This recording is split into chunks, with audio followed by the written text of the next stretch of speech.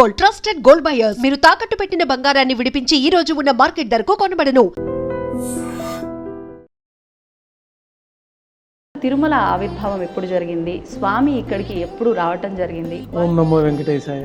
తిరుమలలో శ్రీవారు సాక్షాత్తు వైకుంఠం నుంచి భూలోకంలోకి వచ్చి పద్మావతి పడిన అర్థం స్వామివారి ఇక్కడ ఆవిర్భవించినట్టు మనకి పురాణాల్లో చెప్పబడింది. క్షేత్రం అంతా కూడా సముద్ర గర్భంలోనే ఉంది. సుమారు 200 కోట్ల సంవత్సరాల క్రితం అని చెప్పి వాళ్ళు ఆ విధంగా స్వామివారు స్వయంభూ మన్వంతరులు ఆది కలియుగంలో ఇక్కడ ఆవిర్భవించారు. ఎప్పటి వరకు స్వామి వైకుంఠంలో కాకుండా ఇక్కడే ఉండిపోతారు అనేది ఎక్కడైనా ఉందా గురుజీ? స్వామివారు ఎప్పుడు ఎన్ని యుగాలైనా ఇక్కడే ఉంటారు. అంటే బ్రహ్మదేవుడు స్వామి ఆరాధన చేశాడు కాబట్టి బ్రహ్మోత్సవాలు అనే కార్యక్రమం అప్పటి నుంచి మొదలైంది. చతుర్ముఖ బ్రహ్మగా మనకి విగనస మహర్షిని సృష్టించారు స్వామివారు. అప్పుడు ఋషులు కానీ దేవతలు కానీ మా వల్ల కాదు,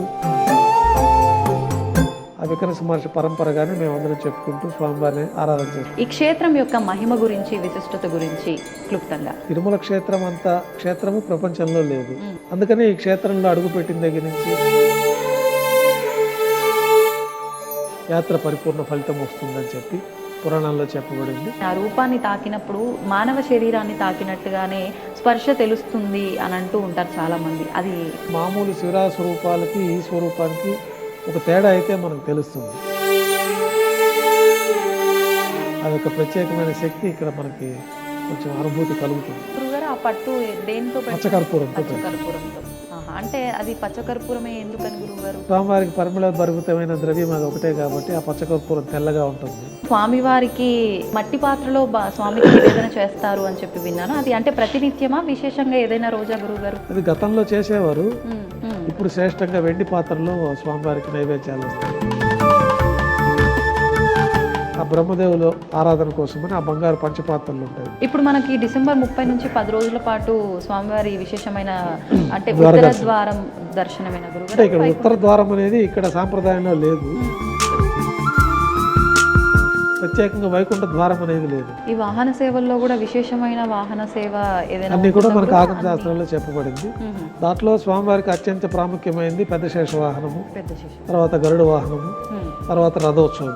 ఈ 3 కూడా అత్యంత ప్రాశస్త్యమైంది. అసలు నిజమైన శరణాగతి అంటే ఏంటి? ఏ రకంగా చూపించాలి భగవంతుడి దగ్గర? అన్నీ వదిలేసి మన పనే దైవంగా భావించాలి, ఫలితాన్ని స్వామివారికి వదిలేయాలి. గురుగారు, ఇప్పుడు అష్టాక్షరి మంత్రం యొక్క గొప్పతనం చాలా విశేషంగా చెప్తూ ఉంటారు. అసలు ఏంటి అష్టాక్షరి మంత్రం గొప్పతనం? పురాణాల్లో సులభమైన మార్గం అష్టాక్షరి మంత్రం. ఈ అష్టాక్షరి మంత్రాన్ని ఓం నమో నారాయణాయ, తర్వాత ఓం నమో భగవతే వాసుదేవాయ, ఈ 2 పరిపూర్ణమైన ఫలితాలు. గురుగారు, భగవంతుడి ముందు నమస్కరించేటప్పుడు 2 చేతులు మనకు అంటే ఏ పొజిషన్లో ఉంటే కరెక్ట్ నమస్కారం కిందకు వస్తుంది? హృదయం పొజిషన్లో ఉన్నప్పుడు ఒక నమస్కారం ఉంటుంది. శరణాగతి పొందినప్పుడు చేతులు పైకెత్తి నువ్వే దిక్కు స్వామి అని, ఆపదముకు అనాథరక్షక గోవింద అనే మొత్తం పైకి లేపేసి ఆ శరణాగతితోటి ఆ నమస్కారం చేసుకోవడం, హృదయపూర్వకంగా నమస్కారం చేసుకోవడం, హృదయాల నుంచి హృదయం దగ్గర ఉంటుంది. నమో వెంకటేశాయ. ఐ డ్రీమ్ సనాతన వైభవం కార్యక్రమానికి స్వాగతం. నేను మీ విజిత.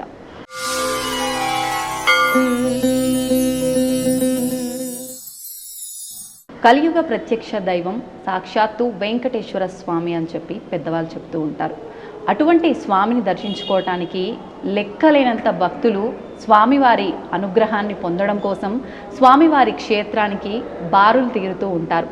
మరి అసలు స్వామివారి ఆవిర్భావం ఎలా జరిగింది, ఆలయ విశిష్టత ఏంటి, ఎంతమంది ఎన్ని రకాలుగా చెప్పినా మళ్ళీ మళ్ళీ స్వామివారి గురించి వినాలని అనిపిస్తుంది, మనకు తెలుసుకోవాలని అనిపిస్తుంది. దాన్ని కరెక్ట్గా చెప్పగలిగిన వ్యక్తి ఉంటే ఆ సమాచారాన్ని తీసుకోవడానికి నిజంగా మనకు ఎంత అదృష్టం ఉండి ఉంటుందో అనిపిస్తుంది. అటువంటి వ్యక్తే ప్రస్తుతం నాతో పాటు ఉన్నారు. తిరుమల శ్రీవారి ఆలయ ప్రధాన అర్చకులు వేణుగోపాల్ దీక్షితులు గారు. ఇప్పుడు గురువుగారితో మాట్లాడి క్లుప్తంగా స్వామివారికి సంబంధించిన వివరాలు కానివ్వండి, క్షేత్రానికి సంబంధించిన విశిష్టతలు, మహిమల గురించి సవివరంగా అడిగి తెలుసుకునే ప్రయత్నం చేద్దాం. నమో వెంకటేశాయ స్వామి. గురుగారు, స్వామి గురించి చెప్పాలంటే అసలు మాటలే సరిపోవని చెప్పాలి. అసలు ముందుగా తిరుమల అనంటే పెద్దవాళ్ళ నుంచి చిన్నవాళ్ళ వరకు ఎటువంటి తారతమ్యం లేకుండా ఎప్పుడు స్వామిని చూస్తామా అనే ఒక ఆతృతతో ఉంటూ ఉంటారు. అంటే విశేషంగా ఈ క్షేత్రానికి ఒక ఆకర్షణ ఉంది అని కూడా చెప్తుంటారు. మనం ఇవన్నీ మాట్లాడుకోబోయే ముందు అసలు తిరుమల ఆవిర్భావం ఎప్పుడు జరిగింది, స్వామి ఇక్కడికి ఎప్పుడు రావటం జరిగింది, వాటి గురించి మాట్లాడుకుందాం. ఓం నమో వెంకటేశాయ. భక్తులందరికీ శ్రీవారి ఆశీస్సులు ఎల్లవేళలా ఉండాలని కోరుకుంటూ, తిరుమలలో శ్రీవారు సాక్షాత్తు వైకుంఠం నుంచి భూలోకంలోకి వచ్చి పద్మావతి పడినార్థం స్వామివారి ఇక్కడ ఆవిర్భవించినట్టు మనకి పురాణాల్లో చెప్పబడింది. స్వామివారు ఆవిర్భవించింది మనకి పంచాంగ గణనం ప్రకారం స్వయంభూ మన్వంతర కాలంలో ఆది కలియుగంలో స్వామివారి ఇక్కడ ఆవిర్భవించారన్నది పురాణాల ద్వారా తెలుస్తున్నది. ఆది మన్వంతరం అంటే సుమారుగా ఏ యుగంలో అలా ఏమైనా అంటే మనకి పంచాంగ గణనం ప్రకారము 4 యుగాలు, కృతయుగము, ద్వాపరయుగము, త్రేతాయుగము, కలియుగము. ఈ 4 యుగాలు కలిపితే 43 లక్షల చిల్లర సంవత్సరాలు వస్తాయి. అట్లాంటివి 72 ఒక మనువు పరిపాలిస్తారు. స్వయంభూ మన్వంతరం నుంచి ప్రారంభమవుతుంది. స్వయంభూ మన్వంతరం అయిపోయింది. స్వారోచిష, ఉత్తమ, తామరస, రైవత, చాక్షుష. ప్రస్తుతం మనము వైవస్వత మన్వంతరంలో కలియుగంలో ప్రథమ పాదంలో ఉన్నాము. ఈ లెక్కల ప్రకారం 43,22,000 ఇంటూ 72 ఇంటూ 6 అయిపోయిన తర్వాత అది ఎంత వస్తుంది అనేది మనకు దాదాపు 200 కోట్ల సంవత్సరాలకు పైగానే వస్తుంది మనకు ఆ లెక్క చూస్తే. దానికి నిదర్శనంగా కూడా మనకి ఈ తిరుమల క్షేత్రములో శిలాస్వరూపాలు మన దీనికి ఇక్కడ సహజ శిలాతోరణం ఉన్నది. ఈ శిలల యొక్క స్వరూపం వయసు ఎంత అన్నది కూడా ఆర్కియాలజీ వాళ్ళు నిర్ధారణ చేస్తున్నారు. ఇదంతా కూడా ఒకప్పుడు సముద్ర గర్భంలో ఉండేదని, దీని శిలల వయసు సుమారు 200 కోట్ల సంవత్సరాలకి పూర్వం అనేసి. అంటే ఈ శేషాచల కొండలు అని చెప్పుకునే క్షేత్రం అంతా కూడా సముద్ర గర్భంలోనే ఉండేది. సుమారు 200 కోట్ల సంవత్సరాల క్రితం అని చెప్పి వాళ్ళు, ఇప్పుడు మన శిలాతోరణాన్ని మీరు దర్శించినట్లయితే అక్కడ ఆర్కియాలజీ డిపార్ట్మెంట్ వాళ్ళు దాన్ని పరిశోధించి డిక్లరేషన్ అక్కడ పెట్టున్నారు. మనకి పురాణాల ప్రకారం కూడా ఆ స్వయంభూ మన్వంతరము ఆది కలియుగంలో స్వామివారి ఇక్కడ ఆవిర్భవించారని చెప్పడానికి ఈ యొక్క శిలాజాల వయసును కూడా మనకు నిర్ధారణ చేసుకుంటే 2 సరిపోతాయి. ఆ విధంగా స్వామివారు స్వయంభూ మన్వంతరంలో ఆది కలియుగంలో ఇక్కడ ఆవిర్భవించారు. మామూలు కృతయుగంలో, ద్వాపరయుగంలో, త్రేతాయుగంలో యజ్ఞయాగాదులు చేసి ఎన్నో సంవత్సరాల పాటు తపస్సు చేస్తే కానీ స్వామి అనుగ్రహం కలగదు. ఈ యొక్క పరిణామాన్ని బట్టి ఈ కలియుగ ప్రారంభంలో స్వామివారి ఈ విధంగా ఆవిర్భవించి భక్తుల్ని సులభంగా నామస్మరణ చేతనే వాళ్ళకి ముక్తిని ప్రసాదించడం, స్వామివారిని శరణాగతి పొంది నామస్మరణ చేసుకుంటూ ఉన్న వాళ్ళని సదా స్వామివారి కాపాడి వాళ్ళకి మోక్షాన్ని ప్రసాదించడం కార్యక్రమాలు కూడా ఈ కలియుగంలో జరుగుతూ ఉంటుంది. అంటే భక్తుల కోరికలు తీర్చడం కోసమే స్వామి కలియుగంలో అవతరించారు అనుకోవచ్చా మీరు అన్నట్టుగా? లేదంటే రాముడు, కృష్ణుడు ధర్మాన్ని స్థాపించడం కోసం, అందరినీ ధర్మ మార్గంలో తీసుకెళ్లడం కోసం ఏ రకంగా అయితే మానవ అవతారంలో వచ్చారో అలా స్వామి కూడా వచ్చారు అనుకోవచ్చా? స్వామివారు అయితే భక్తజన రక్షణ కోసమే భూలోకంలో అవతరించారు ఈ కలియుగంలో. మనకి ఆ యుగాల్లో అంత కష్టమైతే కానీ స్వామివారి అనుగ్రహం కలగదు. దేవతలు, ఋషులందరూ వెళ్ళి వైకుంఠంలో శ్రీ మహావిష్ణువుని వేడుకుంటారు. స్వామి, ఈ యొక్క కలియుగంలో మీరు అర్చావతార స్వరూపంగా ఆవిర్భవించి భూలోకంలో ధర్మం 3 పాదాల్లో ఉంటుంది కాబట్టి మీరు భక్తులను రక్షించడానికి, భక్తులను అనుగ్రహించడానికి ఒక మార్గాన్ని చెప్పండి అంటే స్వామివారు సాక్షాత్తు వైకుంఠం నుంచి శ్రీ వైకుంఠంలో విరక్తి చెంది భూలోకంలో వచ్చినట్టే మనకు శ్లోకాల్లో కూడా శ్రీ వైకుంఠ విరక్తాయ స్వామి పుష్కరిణీ తటే రమయ రమమానాయ వెంకటేశాయ మంగళం అంటారు. అర్థం ఏంటి గురుజీ? శ్రీ వైకుంఠంలో విరక్తి చెంది స్వామివారు భూలోకంలో భక్తుల రక్షణ కోసం ఆవిర్భవించారని చెప్పి, ఈ వెంకటాచల పర్వతాల్లో ఆవిర్భవించారని చెప్పి మనకి ఆ యొక్క శ్లోకం అర్థం. అట్లాగే స్వామివారు భక్తుల రక్షణ కోసం వాళ్ళందరికీ మాట ఇచ్చి పద్మావతి పడినార్థంగా ఈ భూలోకానికి వచ్చి మహావిష్ణువు వైకుంఠాన్ని వదిలి ఈ భూలోకానికి వస్తారు. యజ్ఞఫలం అందించాలని చెప్పి మనకి భృగు మహర్షి ప్రయత్నం చేయడము, వారు వెళ్ళి బ్రహ్మ, శివుళ్ళు, విష్ణు మహర్షిని పరీక్షించడము, ఆ పరీక్షలో శ్రీవారికే ఈ యొక్క మహావిష్ణువుకే యజ్ఞఫలాన్ని అందించాలని నిర్ణయం చేయడము. ఈ కార్యక్రమాల తర్వాత స్వామివారు భూలోకానికి వచ్చి ఇక్కడ పద్మావతి పడినార్థమై ఈ తిరుమల క్షేత్రంలో పద్మావతి పణ్యం అయిన తర్వాత స్వామివారి ఇక్కడ అర్చావతార శాలిగ్రామ శిలా స్వరూపంగా ఆవిర్భవించారన్నది మనకి పురాణాల ద్వారా తెలుసు. మహావిష్ణువే ఇక్కడ ఇప్పుడు వైకుంఠంలో లేరు. మహావిష్ణువు సాక్షాత్తు కలియుగ వైకుంఠమైన ఈ తిరుమల క్షేత్రంలోనే ఉన్నారనేది మనకి పురాణాలు, శాస్త్రాలు కూడా తెలియజేస్తూ ఉన్నాయి. ఎప్పటి వరకు స్వామి వైకుంఠంలో కాకుండా ఇక్కడే ఉండిపోతారు అనేది ఎక్కడైనా ఉందా గురుజీ?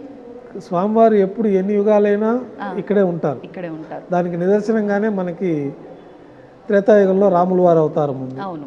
రాముల వారికి ఆంజనేయ స్వామి వారు అత్యంత సేవకులుగా సేవలు అందిస్తారు.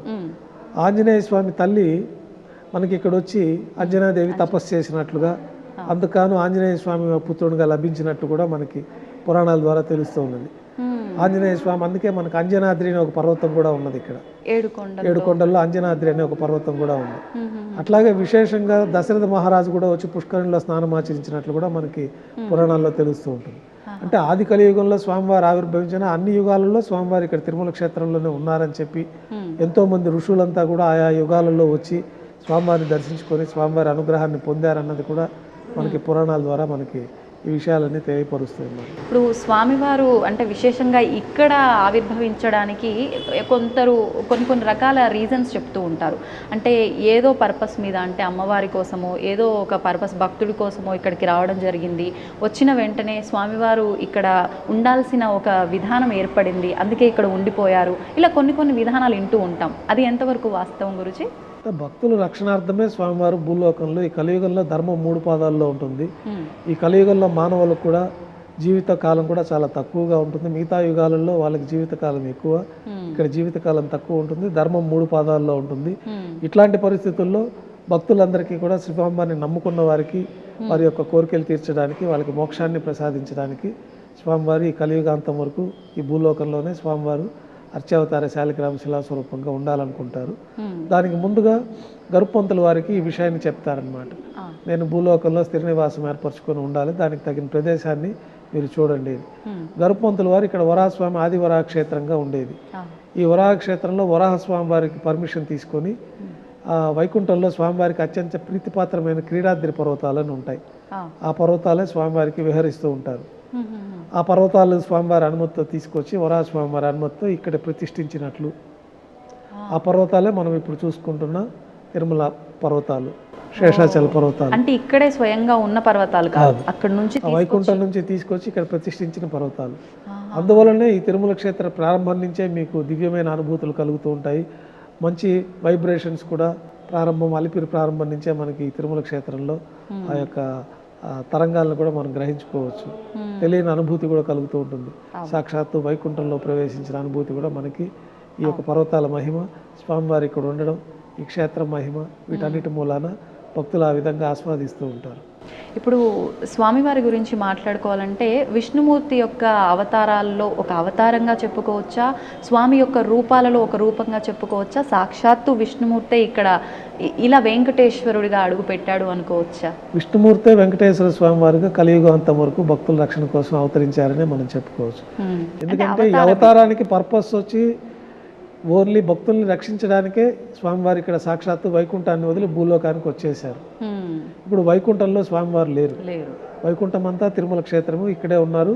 గంధర్వులు, కిన్నెరులు, కింపురుషులు, యక్షులు, ఋషులంతా కూడా ఈ పర్వతాల్లో అదృశ్య రూపంలో ఉండి స్వామివారిని సదా దర్శించుకుంటూ స్వామివారికి సేవ చేసుకుంటూ ఉంటారన్నది కూడా మనకి పురాణాల్లో చెప్పబడింది. తిరుమల శ్రీవారి ఆలయంలో కూడా ఆ విధానాలు నేటికి పాటించుకుంటూ వస్తున్నాము. ప్రతిరోజు రాత్రి ఏకాంత సేవ పూర్తయిన తర్వాత దేవాలయం తలుపులు మూసివేసి ఇంటికి వచ్చేసిన తర్వాత సాక్షాత్తు చతుర్ముఖ బ్రహ్మదేవులు వారే వచ్చి స్వామివారికి ఆరాధన చేస్తూ ఉంటారు. గంధర్వులు, కిన్నెరులు, కింపురుషులు, యక్షులు, ఋషులంతా కూడా వచ్చి స్వామివారిని దర్శించుకొని స్వామివారి యొక్క అనుగ్రహాన్ని పొందుతుంటారని చెప్పి మనకి ఈనాటికి కూడా ఆ యొక్క తీర్థాన్ని అక్కడ ఉంచడము.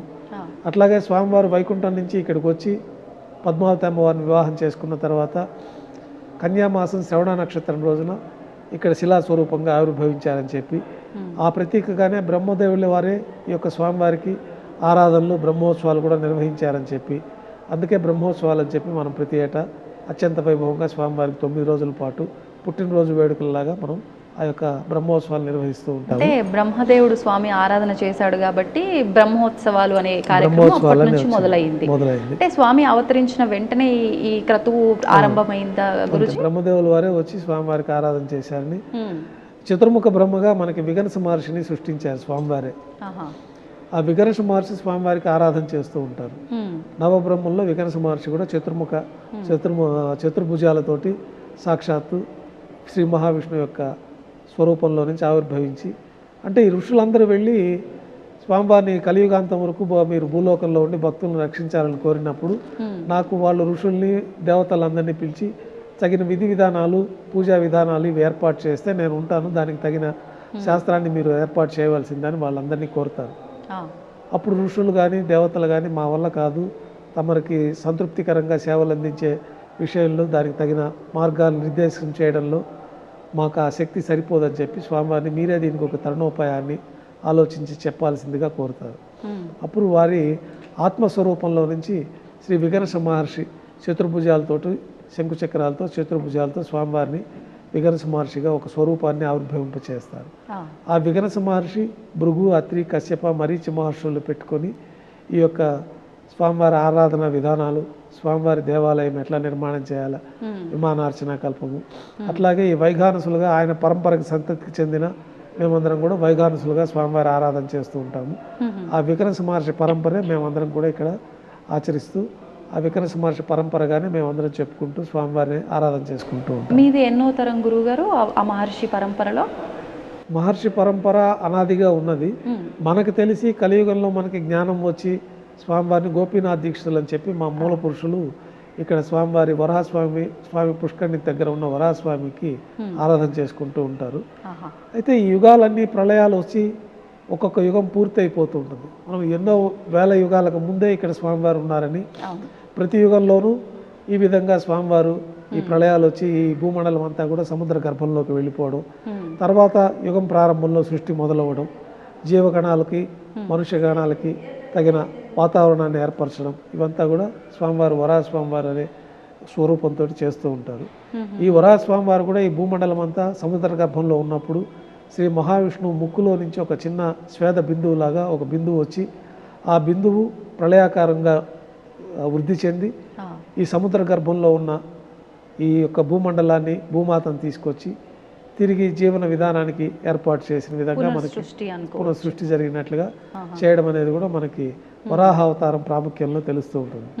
అందువల్ల ఈ భూమండలానికి అధిపతిగా వరాహస్వామి వారిని మనం ప్రార్థన చేసుకుంటూ ఉంటాం. స్వామివారి పైన ముక్కు పైన హిరణ్యాక్షులు అనే ఒక రాక్షసుని సంహరిస్తారు సముద్ర గర్భంలో. హిరణ్యాక్షుడు, హిరణ్యకశిపులు వీళ్ళంతా కూడా స్వామివారికి ఒక శాపం వల్ల శత్రువులుగా కొన్ని యుగాలు మీరు మాకు ఉంటారా, మిత్రులుగా కొన్ని యుగాలు ఉంటారంటే శత్రువులుగానే తక్కువ యుగంలో మీకు మళ్ళా ద్వారపాలకులుగా మేము వచ్చేస్తామని చెప్పడము. కానీ ఎవరైనా భక్తుడిగా ఉండాలనుకుంటారు కానీ వారెందుకని వరం అలా కోరుకొని ఉంటారు గురుజీ? అంటే వాళ్ళకి ఇన్ని యుగాల పాటు మీరు శత్రువుగా ఉంటే కొద్ది సమయం, తక్కువ సమయంలో మీరు తిరిగి నా యొక్క వైకుంఠంలో ప్రవేశించవచ్చు. మిత్రులుగా ఉన్నారంటే ఎక్కువ కాలము మిత్రత్వంగానే ఉండాల్సి ఉంటుంది కానీ వైకుంఠంలో ప్రవేశం ఉండదనేది అప్పుడు వారి మధ్య ఒడంబడిక. దాన్ని వారు ద్వారపాలకులు లేదు, మేము శత్రువుగా ఉండైనా తిరిగి మేము అంతకాలం భరించలేము మిమ్మల్ని వదిలి, కాబట్టి త్వరగా మీ వైకుంఠంలో వచ్చి ద్వారపాలకులుగా మేము ఉంటామని చెప్పి హిరణ్యాక్షుడు, హిరణ్యకశిపుల రూపంలో వాళ్ళందరూ కూడా అల్లకల్లోలం సృష్టిస్తూ ఉంటారు. వారిని స్వామివారు ఆ యొక్క హిరణ్యాక్షుడిగా చంపేటప్పుడు వరాహ స్వరూపంలో వచ్చి చంపుతారు. హిరణ్యకశిపుల్ని కృతయుగంలో నరసింహస్వామి రూపంలో వచ్చి వారిని సంహరిస్తారు. ఈ విధంగా మనకు పురాణాల్లో చెప్పబడింది. మరి అంతటి వాళ్ళ వరం ప్రకారమే వాళ్ళు అంటే స్వామికే విరుద్ధంగా ఒక వరం కోరుకొని అలా వాళ్ళు స్వామివారి చేతుల్లోనే ఇంకొక అవతారంలో వధించబడ్డారు.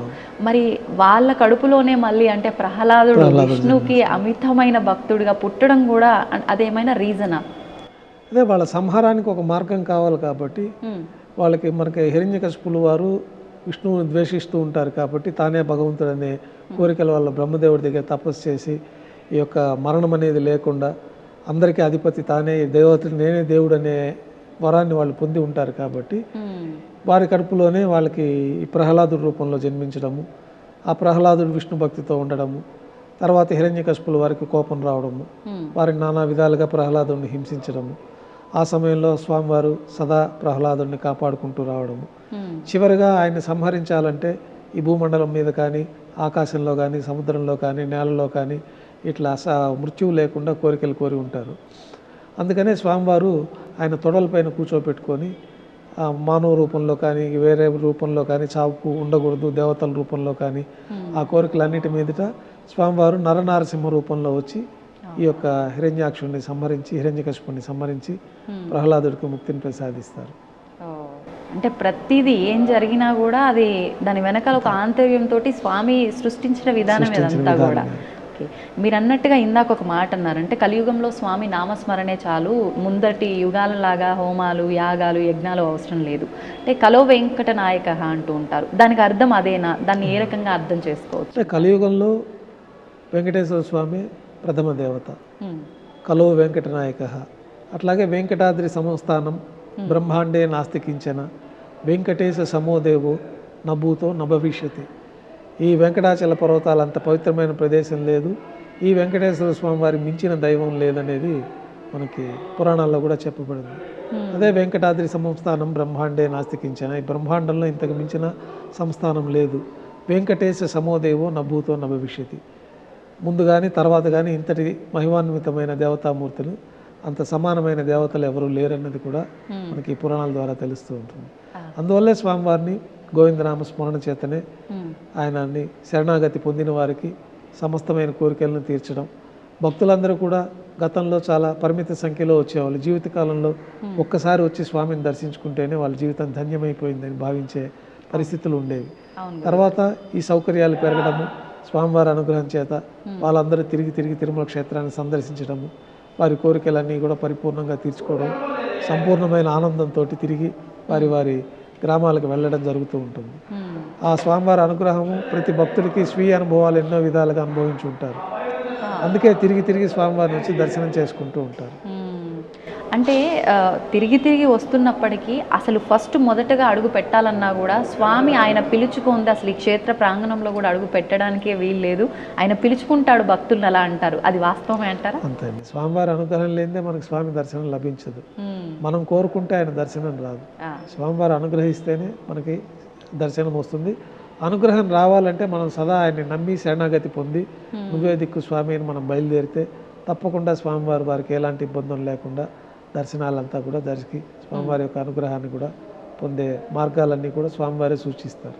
ఓకే గురుగారు, ఇప్పుడు క్షేత్రం అనగానే అంటే వెళ్ళి ఒక ద్వారం నుంచి వచ్చే అంత చిన్న క్షేత్రం అయితే ఏం కాదు. సాక్షాత్తు స్వామివారు 7 కొండల పైన కొలువై ఉన్నారు. ఈ క్షేత్రం యొక్క మహిమ గురించి, విశిష్టత గురించి క్లుప్తంగా. తిరుమల క్షేత్రం అంత క్షేత్రము ప్రపంచంలో లేదు. ఇంతటి స్వామి ప్రపంచంలో మరెవరూ సాటి రారు. అందుకని ఈ క్షేత్రంలో అడుగుపెట్టిన దగ్గర నుంచి వాళ్ళల్లో ఉండే సమస్తమైన దోషాలు తొలగిపోవడము. ఈ తిరుమల క్షేత్రంలో మొట్టమొదటిసారిగా కూడా ఈ క్రమం ఎట్లా చెప్పబడి ఉందంటే, ఈ వరాహస్వామివారు స్వామివారికి స్థలం ఇస్తారు. ఇచ్చినప్పుడు స్వామివారు అక్కడ ఉత్తర నైరుతి భాగంలో, దక్షిణ నైరుతి భాగంలో స్వామివారు ఆవిర్భవించి ఉంటారు. అయితే గోపీనాథ్ దీక్షల వారికి వరాహస్వామి చెప్తారు, ఈ కలియుగ అంతంలో, ఈ కలియుగ ప్రారంభంలో స్వామివారు అక్కడ ఉన్నారన్న సంగతి మనకు తెలియదు కదా. అప్పుడు ఆయనకి మన గోపీనాథ్ దీక్షితుల వారు, మా మూల పురుషులకి, ఈ వరహస్వామి వారి దక్షిణ నైరుతిలో చింత చెట్టు కింద వాల్మీకం అంటే పాము పుట్ట కింద స్వామివారు శిలాస్వరూపం ఉన్నది. అర్చావతార స్వరూపంగా స్వామివారి శిలాస్వరూపమైన స్వరూపం అక్కడ ఉంది. మీరు ప్రతిష్ఠించి ఆగమన ప్రకారంగా ఆరాధనలు చేయవలసిందని ఆజ్ఞాపిస్తారు. తర్వాత గోపీనాథ్ దీక్షితుల వాళ్ళు రంగదాసుడు అనే భక్తుని ద్వారా వెళ్ళి అక్కడ స్వామివారిని తీసుకొని ప్రతిష్ఠించి ఫస్ట్ దారోష్ణమైన గోక్షీరంతో స్వామివారికి అభిషేకం గావించి ఆగమోక్తంగా ప్రతిష్ఠ జరుగుతుంది. ఆనాటి నుంచి నేటి వరకు కూడా వైఖానస భగవత్ శాస్త్రం ప్రకారమే స్వామివారికి ఆరాధన జరుగుతూ ఉంటుంది. ఈ వరహ స్వామివారికి ఇక్కడ స్థలం ఇచ్చేక ముందు ఒక ఒడంబడిక ఏర్పాటు చేసుకుంటారు. ఏంటి గురువుగారు? ముందుగా వరహ స్వామివారికే దర్శనం చేసుకోవాలి. వరాహస్వామిలో పుష్కరిణిలో స్నానం ఆచరించడం, తర్వాత వరాహస్వామి వారి దర్శనం చేసుకోవడము, తర్వాతనే శ్రీ వెంకటేశ్వర స్వామి వారి దర్శనం చేసుకుంటే యాత్ర పరిపూర్ణ ఫలితం వస్తుందని చెప్పి పురాణాల్లో చెప్పబడి ఉంది. ఆ యొక్క సాంప్రదాయం ప్రకారం నేటికి కూడా ముందుగా శ్రీ వరాహస్వామి వారికే పూజలు ప్రారంభమవుతాయి. ముందుగా నైవేద్యం కూడా వరాహస్వామి వారికి నైవేద్యం అయిన తర్వాతనే స్వామివారికి నైవేద్యం జరపబడుతూ ఉంటుంది. ఈ మహిమాన్వితమైన క్షేత్రంలో భక్తులందరూ కూడా వచ్చి స్వామివారి యొక్క దివ్యమంగళ శక్తిని, స్వామివారి యొక్క స్వరూపాన్ని దర్శించుకొని క్షణకాలం దర్శించుకుంటారు. మళ్ళీ స్వరూపం అనేది గుర్తుండదు. మళ్ళీ వెనక్కి తిరిగి స్వామివారిని దర్శించుకోవాలనే ఒక అనుభూతి వాళ్ళకి ఎక్కువగా ఉంటుంది. ఎందుకని అంటారు గురువుగారు అలా? అంటే ఆ సాక్షాత్తు శాలిగ్రామ శిలా స్వరూపము అతీతమైన శక్తి కల స్వరూపం కాబట్టి అది మనకి మనసులో నిలబడదు ఆ స్వరూపం.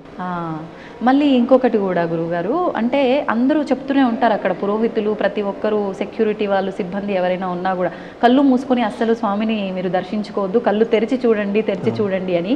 అయినా కూడా తెలియకుండానే రాగానే కళ్ళు మూసుకొని నమస్కారం చేస్తూ ఉంటాము. వచ్చే దగ్గర నుంచి అక్కడ స్వామి ముందుకు వచ్చే వరకు ఎన్నెన్నో కోరికలు అనుకుంటూ వస్తాము మనసులో. అక్కడికి వచ్చేసరికి అసలు ఏమీ గుర్తుండవు, అన్నీ మర్చిపోతాము. ఎందుకంటారు అలా? అంటే తెలియకుండానే స్వామివారిని మనసులో నిలుపుకోవాలని చెప్పి వాళ్ళు కళ్ళు మూసుకోవడం అనేది వాళ్ళకి తెలియకుండానే జరుగుతుంది. కానీ మనం స్వామివారిని ఆపాదమస్తకం పాదాల నుంచి శిరస్సు వరకు దర్శనం చేసుకోవాలన్నది మనకి ఆగమ శాస్త్రాల్లో చెప్పవచ్చు. పాదాది మూర్ధ పర్యంతమని మనకి పాదాల నుంచి స్వామివారిని దర్శన క్రమం కూడా ఆ విధంగా తెలియపరుచున్నది. భక్తులందరూ కూడా ఆ క్షణకాలంలో స్వామివారిని దర్శించుకున్న దాంట్లో ఈ యొక్క ఏమేమి కోరుకోవాలనుకున్నారో కూడా అన్నీ మర్చిపోతారు. అయితే వారు కోరుకోకపోయినా వారికి ఏం కావాలో స్వామివారు తప్పకుండా వాళ్ళు అనుకున్న దానికంటే ఎక్కువగానే ప్రసాదిస్తారు. చాలామందికి అది స్వీయ అనుభవం ఉంటుంది. మనం 100 రూపాయల లాభం కోరుకుంటే స్వామివారు 1000 రూపాయల లాభం, 1,00,000 రూపాయల లాభం ఇవ్వదలుచుకుంటారు. కాబట్టి ఆ విధంగా స్వామివారి అనుగ్రహం ఇంతమంది లక్షల మంది భక్తులకు కూడా స్వీయంగా అనుభవాలు అయ్యి వాళ్ళు తిరిగి వచ్చి స్వామివారిని దర్శించుకుంటారు. అయితే స్వామివారు అట్లా దర్శనం చేసుకొని పక్కకు రాగానే మళ్ళీ తిరిగి చూడాలనిపిస్తుంది. అది ఆ స్వామివారి యొక్క శక్తి. ఆలయంలో ఉండే ఆ తరంగాలంతా కూడా దివ్యమైన శక్తి తరంగాలన్నీ ఉంటాయి. అవును. ఇప్పుడు అంటే తిరుమల క్షేత్రానికి రావాలి అని అంటే ఎన్నెన్నో వ్యయ ప్రయాసలతో, ఎన్నో కష్టాలతో, ఎంతెంతో సేపు క్యూ లైన్లలో ఉండి ఇబ్బంది పడి చాలా అంటే విసిగిపోతూ ఉంటారు కొంతమంది. అవన్నీ స్వామివారికి ముందు గర్భగుళ్ళ ముందరకు వచ్చేసరికి అన్నీ మర్చిపోతారు. ఎందుకంటే ఆయన ముగ్ధ మనోహరమైన రూపం చూసి అట్లా అందరూ కూడా నిలబడిపోతారు ఒక క్షణం అని చెప్పొచ్చు. ఒక్కసారి ఆయన రూపం గురించి మనం మాట్లాడుకుందాం విశేషంగా. అంటే స్వామి శంఖ చక్రాలతో ఎంత అందంగా ఒక్కొక్క రోజు ఒక్కొక్క అలంకరణతో, ఒక్కొక్క రకమైన ఆభరణంతో కనువిందు చేస్తూ ఉంటారు భక్తులందరినీ కూడా. వాటి గురించి ఏ రోజున ఎటువంటి అలంకారాలు ఉంటాయి, ఏంటి వాటి గురించి? స్వామివారు ఈ భూలోకంలో సాక్షాత్తు మహావిష్ణువు వచ్చి పద్మావతి దేవిని పెళ్లి చేసుకున్న తర్వాత మహావిష్ణువే శిలాస్వరూపం అయిపోయారు. అయినప్పుడు స్వామివారి దోవతి కట్టుకొని ఉంటారు. ఆ దోవతి అట్లాగా మనకి ఇప్పుడు శిలాస్వరూపంలో దర్శించుకోవచ్చు. వేళ్ళన్నిటికీ ఉంగరాలు ఉంటాయి, 10 వేళ్ళకి ఉంగరాలు వేసుకొని ఉంటారు స్వామివారు. ఆ ఉంగరాలతో పాటే శిలాస్వరూపం అయ్యారు కాబట్టి ఆ ఉంగరాలు కూడా మనం స్వామివారి యొక్క శిలాస్వరూపంలో దర్శించుకోవచ్చు. అట్లాగే కాలికి మెట్టెలు, అందెలు, పాగడాలు. స్వామివారి వక్షస్థలంలో మహాలక్ష్మి అమ్మవారు వ్యూహలక్ష్మి రూపంగా సూక్ష్మ స్వరూపంలో వేంచేసి ఉంటారు. అందువల్లనే మనకి స్వామికి ఇక్కడ అభిషేకం శుక్రవారం నాడు చేయడం జరుగుతుంది. అమ్మవారు ఉండటం వల్ల అమ్మవారి ప్రాధాన్యత తీసుకొని శుక్రవారం నాడు అభిషేకం చేయడం జరుగుతుంది. శుక్రవారం నాడు మూలవర్ల అభిషేకంతో పాటు వక్షస్థలంలో ఉన్న మహాలక్ష్మి అమ్మవారికి కూడా విశేషంగా పసుపు జలంతో అభిషేకం జరుగుతుంది. అట్లాగే స్వామివారి కిరీటాన్ని ధరించే శిలాస్వరూపం అయ్యారు కాబట్టి కిరీటంతో పాటే స్వామివారు మనకి ఆ స్వరూపాన్ని మనం శాలిగ్రామ శిలాస్వరూపంగా దర్శించుకోవచ్చు.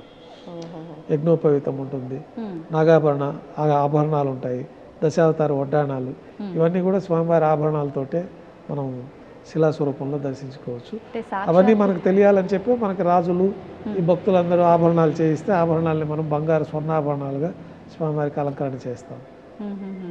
అంటే సాక్షాత్తు ఇప్పుడు ఒక మానవ రూపంలో అంతా అలంకరించుకొని స్వామి మన ముందు ఉంటే ఎలా ఉన్నారో ఆ రకంగా స్వామివారు విగ్రహ రూపంలోకి మారిపోయారు కాబట్టి అదే విధమైన అలంకరణలు నిత్యము చేస్తూ ఉంటారు. మనం కావాలంటే ఆ యొక్క స్వరూపాన్ని ఒక శుక్రవారం నాడు మాత్రమే అభిషేకం సేవ దొరికిన వాళ్ళకి మాత్రమే స్వామివారి ఆభరణాలు కానీ వస్త్రాలు కానీ ఏమీ లేకుండా శాలిగ్రామ శిలా స్వరూపాన్ని మనం శుక్రవారం రోజు మాత్రమే. కానీ చాలా మంది భక్తులు గురువారం రోజు స్వామి ఆభరణాలతో ఉండరు, ఆ రోజే నిజరూప దర్శనం. అయితే ఆ రోజు దోవతి ఉత్తరీయం వేసుకొని ఉంటారు స్వామివారు. కాబట్టి స్వామివారి యొక్క సహజ స్వరూపాన్ని మనము ఈ దోవతి ఉత్తరీయం కప్పబడి ఉంటుంది కాబట్టి ఆ రోజు కంటే శుక్రవారం నాడు పూర్తిగా అవి కూడా తీసేసి స్వామివారికి ఒక కౌపీనం మాత్రమే పెట్టి అభిషేకం చేస్తాము. ఆ రోజు ఇంకా సంపూర్ణంగా స్వామివారి యొక్క దోవతి, ఆ దోవతి కట్టిన విధానంలో ఉండే మడతలు ఇవన్నీ కూడా శిలాస్వరూపంలో మనం దర్శించుకోవచ్చు. ఇప్పుడు స్వామివారి విగ్రహానికి సంబంధించి కూడా భక్తులలో అంటే ఎవరు చూశారు, ఎవరు విన్నారు, ఎవరు చెప్పారో మరి వాళ్ళు ఊహించుకున్నారో తెలియదు కానీ చాలా చాలా సందేహాలు. మరి అవి నిజాలా లేదంటే మూఢనమ్మకాల, వాళ్ళకి నోటికి వచ్చినట్టు మాట్లాడుతున్నారా, అసలు వాస్తవం ఏంటనేది తెలియదు గురుగారు. స్వామివారి వెనకాల ప్రాంతం ఎప్పుడు కూడా తడిగానే ఉంటుంది అని చెప్పి, స్వామివారి వెనకాల వెంట్రుకలు ఉంటాయి అని చెప్పి రకరకాలుగా మాట్లాడుతూ ఉంటారు. అవన్నీ ఎంతవరకు వాస్తవాలు? స్వామివారి వెనకాల వెంట్రుకలు ఉండడం అయితే అవాస్తవమే. అది ఏదో తెలియకుండా వారు ప్రచారం చేసుకుంటూ ఉంటారు. స్వామివారి వెంట్రుకలన్నీ కూడా శిలాస్వరూపంలో కలిసిపోయి ఉంటాయి. భుజాల వరకు కేశాలు ఉంటాయి స్వామివారికి, అయితే అది శిలాస్వరూపంలోకి మారిపోయి ఉంటుంది. మనకి మానవుడికి ఉన్నట్టు సహజమైన వెంట్రుకలు అక్కడ ఉండవు కాబట్టి శిలాస్వరూపంలో వెంట్రుకలు అనేది మారిపోయి ఉంటుంది. స్వామివారికి వెనకాల తడి ఉండడము, వెనకాల పూలు వేస్తే అది ఎక్కడో పోయి తేలుతుందండము, ఇవన్నీ కూడా వారు ఏదో కొంచెం ప్రచారంలో చేస్తూ ఉంటారు. వాళ్ళకి అనుభూతి అట్లా అనిపించి చేయడమే కానీ వాస్తవానికి అట్లేమీ ఉండదు. స్వామివారి వెనకాలంతా మేము ఉండి వెనకాల నుంచే స్వామివారికి ఆభరణాలు ముడివేయడము, ఈ అభిషేకం చేసేటప్పుడు స్వామివారి దివ్యమంగళ స్వరూపం అంతా కూడా మనం పరిమళ ద్రవ్యాలతోటి మర్దనం చేయడము, తర్వాత ఈ తైల లేపనం, పురుగు తైలం లేపనం చేయడము, ఈ కార్యక్రమం స్వామి మొహానికి మాత్రమేనా మొత్తం బాగా శరీరం అంతా కూడా శుక్రవారం నాడు చేస్తాము. ప్రతిరోజు మొహానికి మాత్రమే ఈ పురుగు తైలం లేపనం చేయడం జరుగుతుంది. ఎందుకని గురువుగారు విశేషంగా ఈ తైలం రాయడం? వర్చస్సు తేజస్సు బాగా భక్తులకు దర్శనం కోసం అని అనాది నుంచి ఆ పద్ధతిని మనం అవలంబిస్తూ ఉన్నాము. అదేవిధంగా ఈరోజు కూడా మనం స్వామివారికి పునుగు తైలం లేపనం చేయడం అనే కార్యక్రమం సుప్రభాత సేవలో చేస్తాము. స్వామివారిని దర్శించుకునేటప్పుడు స్వామి ఎటు సైడ్ నుంచి నించొని చూస్తున్నా కూడా నా సైడే చూస్తున్నాడు, స్వామి నన్ను చూసి నవ్వుతున్నాడు, ఎంత చక్కటి ఆ నవ్వు కదా అనిపిస్తుంది. అంటే ప్రతి ఒక్కళ్ళు అదే భావన కలుగుతుంది. నిజంగా స్వామి నవ్వుతారా? ఆ విగ్రహం, ఆ ముఖమే అలా అనిపిస్తుందా? ఎప్పుడు స్వామి నవ్వు ముఖం ప్రసన్నవదనంతోనే ఉంటారు. భక్తులకు కూడా వారికి ఆ విధంగానే దర్శనం ఇస్తారు. మనకి స్వామివారు కూడా మనకు ఆగమ శాస్త్రాల్లో చెప్పినట్లు పొద్దున బాల్యంలో ఉంటారు, బాల్యంలో, మధ్యాహ్నం నడి వయసులో ఉంటారు, సాయంకాలం పెద్దవారిగా ఉంటారు. ఆ 3 స్వరూపాల్లో మనకి స్వామివారు కనిపిస్తారు. అనుభూతి మేము వెళ్తూ ఉంటాం కాబట్టి మాకు అనుభూతి తెలుస్తుంది. పొద్దున బాల్యంలో ఉన్నట్టు స్వామివారు చక్కగా ఉంటారు, మధ్యాహ్నం యవ్వనంలో ఉన్నట్టు బాగా తేజవంతంగా ఉంటుంది, రాత్రిపూట కూడా పెద్దవారు మన తాతగారు, తండ్రి గారు, ముత్తాతలను చూసినట్లుగా మాకు ఆ అనుభూతి కూడా ఉంటుంది. భక్తులందరికీ కూడా స్వామివారు ఎప్పుడు ప్రసన్న వదనంతో దర్శనం ఇస్తారు. అవును. ఇప్పుడు స్వామివారిని అంటే తరచుగా మీరు ఆయనకంతా సేవలు చేస్తుంటారు, అలంకరణలు అన్నీ చేస్తుంటారు.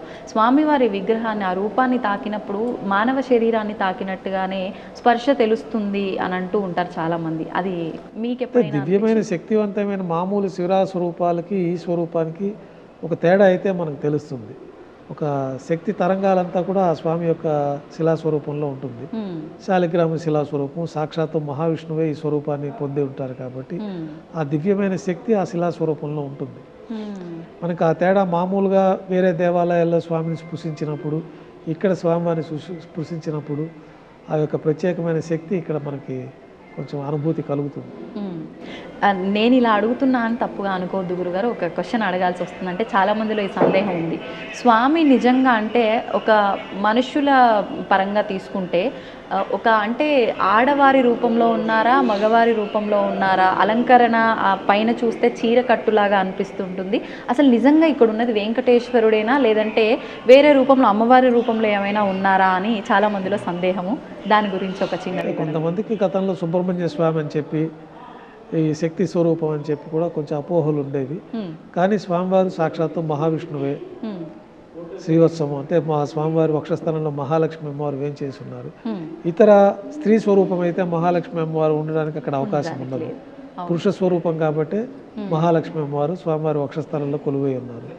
దానికి ప్రత్యేకంగానే మనం శుక్రవారం నాడు మహాలక్ష్మి అమ్మవారిని ప్రత్యేకంగా కూడా దర్శించుకోవచ్చు. కాబట్టి స్వామివారి పురుష స్వరూపమే, సాక్షాత్తు శ్రీ మహావిష్ణువు యొక్క స్వరూపమే ఖచ్చితంగా మనం చెప్పచ్చు. దాంట్లో ఎటువంటి సందేహాలు లేవు. కొంతమంది ఏదో తెలియకుండా దాన్ని ఆ విధంగా సుబ్రహ్మణ్య స్వామి అని చెప్పి, సుబ్రహ్మణ్య స్వామి అయితే వక్షస్థలంలో అమ్మవారు ఉండరు. స్వామివారి వక్షస్థలంలో అమ్మవారు ఉన్నారంటే మహాలక్ష్మి స్వరూపం ఉందంటేనే విష్ణు మహామూర్తి.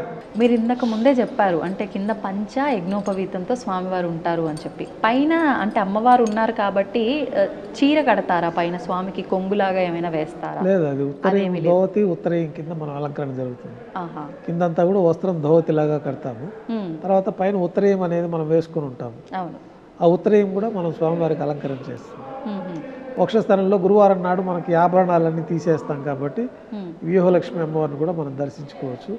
మామూలు ఆభరణాలన్నీ స్వామివారికి సమర్పించబడి ఉన్నప్పుడు అమ్మవారికి ఒక బంగారు ప్రతిమ రూపంలో మనము వక్షస్థలంలో ఒకవైపు మహాలక్ష్మి అమ్మవారు, మరోవైపు పద్మావతి అమ్మవారిని కూడా మనం ఆ యొక్క ప్రతిమల్ని మనం అలంకరణలో పెడతారు నగలన్నీ వేసినప్పుడు. అమ్మవారిని కూడా మనం దర్శించుకోవచ్చు.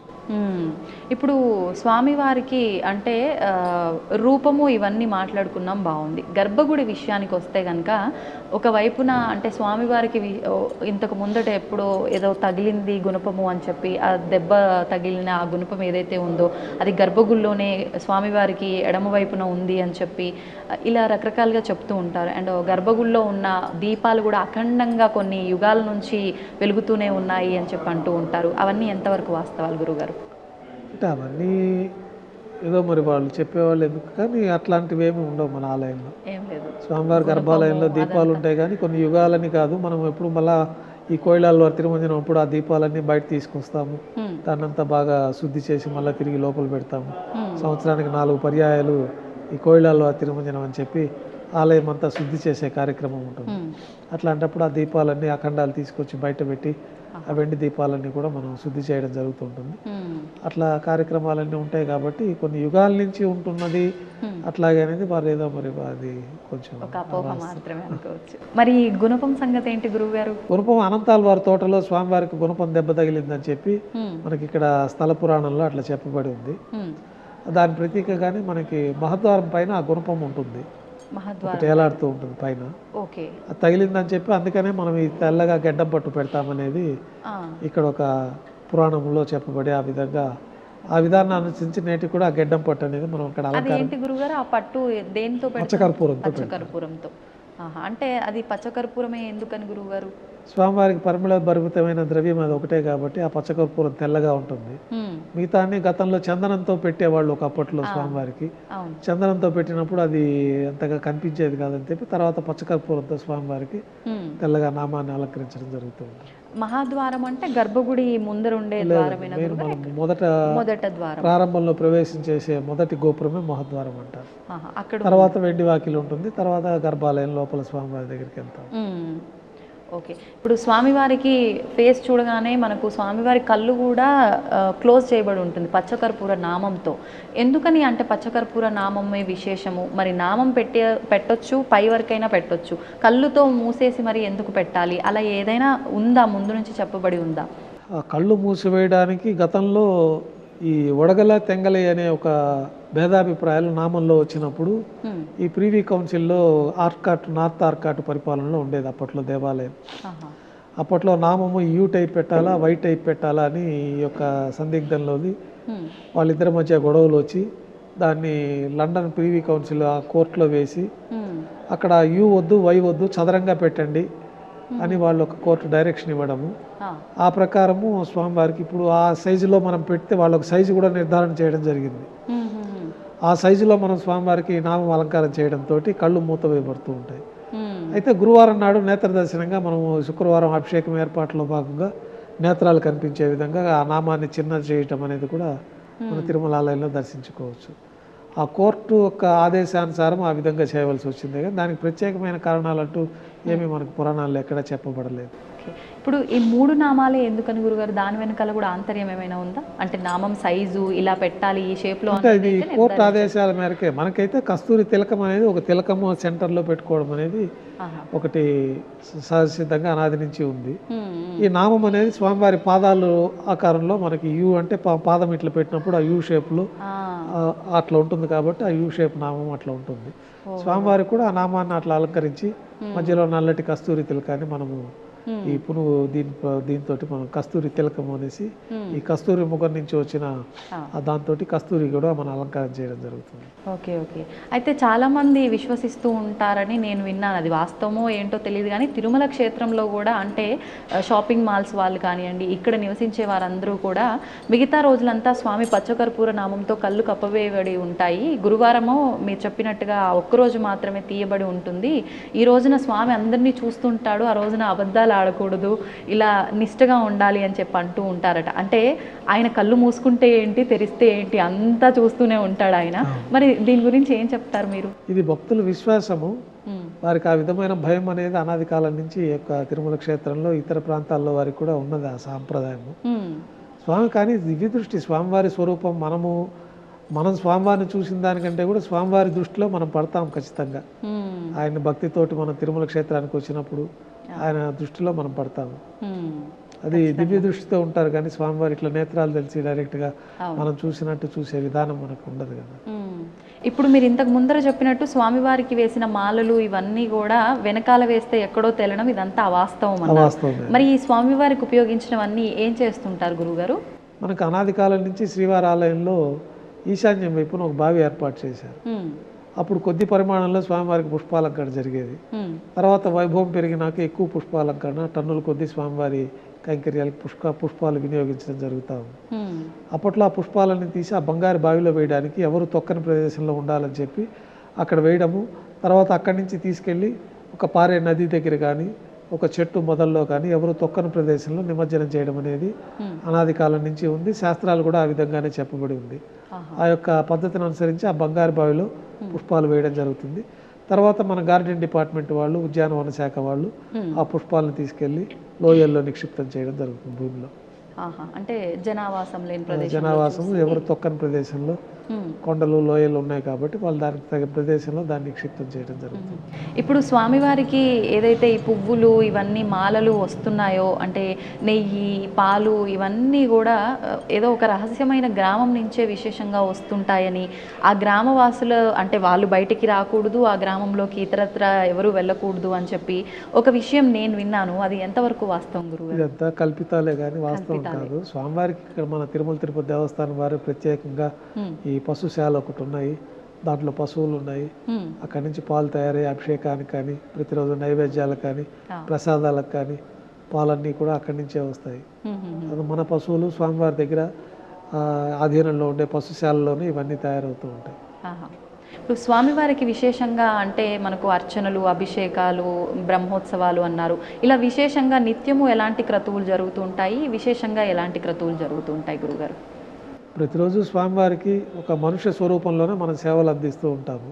మనుష్య స్వరూపం, అది కూడా చిన్న పసి బాలుడికి, నెలల పిల్లకి తల్లి ఏ విధంగా అయితే సేవలు అందిస్తుందో ఆ విధంగా మన అర్చకులందరూ కూడా నియమనిష్టలతోటి స్వామివారిని పొద్దున్నే నిద్ర లేపటం దగ్గర నుంచి రాత్రి పడుకోపెట్టే ఏకాంత సేవ వరకు కూడా స్వామివారికి ఆ విధమైన కైంకర్యాలు చేసే విధానాల్ని మన విగర్స్ మహర్షి వారు ఏర్పాటు చేస్తున్నారు. మన శాస్త్రాలు, ఆ శాస్త్రాలను అనుసరించి మనం దేహం అంతా శుద్ధి చేసుకొని మన అనుష్ఠానాలు పూర్తి అయిన తర్వాత మడిగా మనం దేవాలయానికి వెళ్ళడం జరుగుతుంది. మొదట దేవాలయం శ్రీవారి కైంకర్యాలన్నీ ప్రారంభమయ్యేది సుప్రభాత సేవతో ప్రారంభమవుతాయి. అంటే మేలుకొలుపు అంటారు. ఈ సుప్రభాత సేవలో మనకి వేద పండితులు బంగారు వాకిల ముందు ఈ సుప్రభాత శ్లోకాలు పఠిస్తూ ఉంటారు.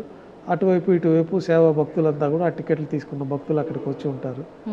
గర్భాలయంలో మనం ఏకాంత సేవలో మనకి ప్రతిరోజు మూలవర్ని పడుకోబెట్టే విధానం మనకు ఉండదు కాబట్టి అంత పెద్ద స్వరూపానికి మనం దానికి ప్రతినిధిగా భోగ శ్రీనివాసమూర్తి అని చెప్పి వెండి బింబం, పల్లవ మహారాణి 6వ శతాబ్దంలో స్వామివారి ఆలయాన్ని సందర్శించినప్పుడు ఆ వెండి బింబాన్ని మనకి ఇవ్వడం జరిగింది. ఆ భోగ శ్రీనివాసమూర్తి వారికి ఈ యొక్క కౌతుక బేరంగా మనకి ప్రతిరోజు ఉదయం స్వామివారికి ప్రతినిత్యం మనం అభిషేకాలు చేయం కాబట్టి వారికి ప్రతినిధిగా ఈ భోగమూర్తికి అభిషేకం చేయడము, మూలమూర్తికి ప్రతినిధిగానే ఈ భోగమూర్తికి రాత్రి ఏకాంత సేవ నిర్వహించడం కూడా జరుగుతుంది. అంటే గర్భగుడిలోనే ఎప్పుడు పాదాలకు అనుసంధానమై ఉంటారు. స్వామివారి మూలమూర్తికి సంధానంగానే ఉంటారు, అంటి పెట్టుకునే ఉంటుంది. ఆ భోగమూర్తికి మనకి కైంకర్యాలన్నీ కూడా చేయడం జరుగుతుంది. ఈ సుప్రభాత సేవలో మనం చేసే మేలుకొలుపు కార్యక్రమం కూడా పౌళింపు సేవ ముందు రోజు రాత్రి ఈ భోగమూర్తికే పౌళింపు సేవ జరుగుతుంది. వాళ్ళని మేలుకొల్పి భోగమూర్తిని జీవస్థానంలో అంటే స్వామివారి పాదాల ముందు ప్రతిష్ఠించడం, తర్వాత దారోష్ణమైన గోక్షీరము అంటే అప్పుడే ఆవు నుంచి పిండి తీసుకొచ్చిన పాలని మొదట నైవేద్యంగా స్వామివారికి సమర్పించడం, తర్వాత నవనీత నైవేద్యంగా సమర్పించి ఈ విశ్వరూప దర్శనంతో మనకి సుప్రభాత సేవకులు అందరూ వచ్చిన భక్తులందరూ కూడా దర్శనం చేసుకుంటారు. తర్వాత స్వామివారికి తోమాల సేవ అనే కార్యక్రమం జరుగుతుంది. అంటే స్వామివారిని మేలుకొల్పిన తర్వాత స్వామివారికి ఉపచారాలు సమర్పించడం, స్వామివారికి పాత ప్రక్షాళన చేయడము, హస్తాలు కడుక్కోవడము, దంతధావనం చేయించడము, పసిపిల్లవాడికి తల్లి ఏ విధంగా చేస్తుందో ఆ విధంగా స్వామివారికి ఉపచారాలన్నీ చేసి అభిషేకం, మూలవర్లకు బదులుగా మనం భోగ శ్రీనివాసమూర్తికి అభిషేకం చేస్తాము. స్వామివారికి మంత్రయుక్తంగా మంత్రస్నానాన్ని సమర్పిస్తాము. ఇవన్నీ కూడా తోమాల సేవ అనే ఒక వైదిక కార్యక్రమంలో ఈ కార్యక్రమాలన్నీ కూడా జరుగుతూ ఉంటాయి స్వామివారికి. ఈ ఉపచారాలన్నీ సమర్పించిన తర్వాత స్వామివారికి కొత్తగా పుష్పమాలతోటి అలంకరణ జరుగుతుంది. తర్వాత ఇందులో ఏమన్నా తెలిసి తెలియక పొరపాట్లు జరుగుంటే చతుర్వేద మంత్రాలతోటి మంత్రపుష్పాన్ని సమర్పించి కర్పూర హారతితోటి తోమాల సేవ అనే కార్యక్రమం పూర్తి అవుతుంది. కర్పూర హారతి అంటే సాధారణమైన హారత, అంటే ఎన్ని హారతులతో? పచ్చ కర్పూర హారతి, నక్షత్ర హారతి, 27 నక్షత్రాలకు సంబంధించి నక్షత్ర హారతి అని ఒకటి ఉంటుంది. ఆ నక్షత్ర హారతి, పచ్చ కర్పూర హారతి సమర్పణతోటి ఆ యొక్క పూజలు ప్రతిదీ పూర్తి అవుతూ ఉంటాయి. తోమాల సేవ అనంతరం స్వామివారికి బంగారు వాకిల్లో ఈయన చక్రవర్తి కాబట్టి కొలువు నిర్వహిస్తారు, దర్బారు. పూర్వం రాజుల కొలువులు అంతా కూడా ఆ గ్రామ పురోహితులు, రాజుల ఆస్థాన పురోహితులు వీళ్ళందరూ కూడా వెళ్ళి ఉదయాన్నే రాజుగారు సింహాసనంపైకి రాగానే వారిని పరువిధాలుగా స్తుతించి ఆ రోజు తిథివార నక్షత్రాలతోటి పంచాంగ శ్రవణం వినిపించడము, ఆ రోజు విశేషమైన పర్వదినాలు ఉంటే ఆ కార్యక్రమాలంతా కూడా రాజుగారికి విన్నవించే కార్యక్రమం ఒకటి ఉంటుంది. మనకు ఆగమ శాస్త్రం ప్రకారం కూడా శ్రీవారి ఆలయంలో దర్బారు నిర్వహిస్తారు. ఈ దర్బారుకు ప్రత్యేకమైన కొలువు శ్రీనివాసమూర్తి అని ఒక మూర్తి ఉన్నారు, చిన్న మూర్తి. ఆ మూర్తిని బంగారు వాకిల్ లోపల రాముల వారి వేడకి బంగారు వాకిల్కి మధ్యలో ఉండే ఘంటా మండపంలో ఈ యొక్క దర్బార్ నిర్వహిస్తారు. ఈ దర్బార్లో స్వామివారికి మనము మంత్రయుక్తంగా స్తోత్ర పాఠం చేయడము, తర్వాత ఆ రోజు తిథివార నక్షత్ర యోగ గ్రహణాలతో పంచాంగ శ్రవణం చెప్పడము, స్వామివారి ఆలయాల్లో స్వామివారి ఆలయంలో నడిచే ఆలయాల్లో విశేష ఉత్సవాలు ఉంటే అవన్నీ కూడా స్వామివారికి తెలియపరచడము, ఆ రోజు భక్తులు సమర్పించిన కానుకలంతా కూడా స్వామివారికి విన్నవించుకోవడం, దాన్ని ఒక పుస్తకంలో మనం అక్కడ ఎంటర్ చేసుకోవడం కార్యక్రమాలు కూడా కొలువు అనే కార్యక్రమం నిర్వహించడం జరుగుతుంది.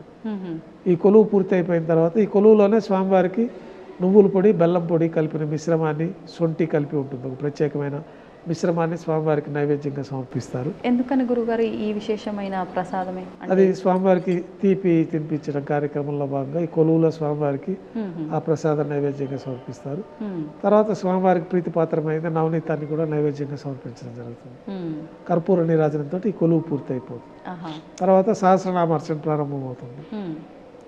1000 నామాలతోటి తులసి దళంతో స్వామివారి పాదపద్మాలకు అర్చన నిర్వహిస్తారు. అయితే దేవాలయాల్లో జరిగే ఈ పూజలు, ఈ కైంకర్యాలన్నీ కూడా ఈ రాజా రాష్ట్ర గ్రామ యాజమాన్యాలు ప్రపంచమంతా సుభిష్టంగా ఉండాలి, ప్రజలందరూ ఆయురారోగ్యాలు అష్టైశ్వర్యాలతో ఉండాలని చెప్పి ఈ యొక్క పూజా కార్యక్రమాలన్నీ నిర్వహించడం జరుగుతుంది. లోక కళ్యాణం కోసం మన అర్చకులు చేసే కార్యక్రమాలు. మాకు సొంతంగా ఏమన్నా మా కార్యక్రమాలు, మా యొక్క కోరికలు నెరవేరాలంటే మేము గృహంలో మా దేవతలు గృహదేవత అర్చనతో ఆ కోరికలు నెరవేరుతూ ఉంటాయి. దేవాలయంలో మేము చేసే పూజలంతా కూడా అర్చకులు చేసే పూజలంతా లోకక్షేమం కోసము, భక్తుల క్షేమం కోసము జరుగుతూ ఉంటుంది. సొంతంగా ఏమి కోరుకోవటం, సొంతంగా మనకు స్వామివారి అనుగ్రహించి మనకి ఏం కావాలో స్వామివారి ప్రసాదిస్తారు. ఈ జీవితం ప్రసాదించింది కూడా స్వామివారు. ఇన్ని కోట్లాది మంది భక్తులకి మధ్య మాకు ప్రత్యేకంగా స్వామివారి పాదసేవ చేసుకొని ఆయనకి ఈ సేవ చేసుకున్న భాగ్యాన్ని కూడా స్వామివారు ప్రసాదించింది.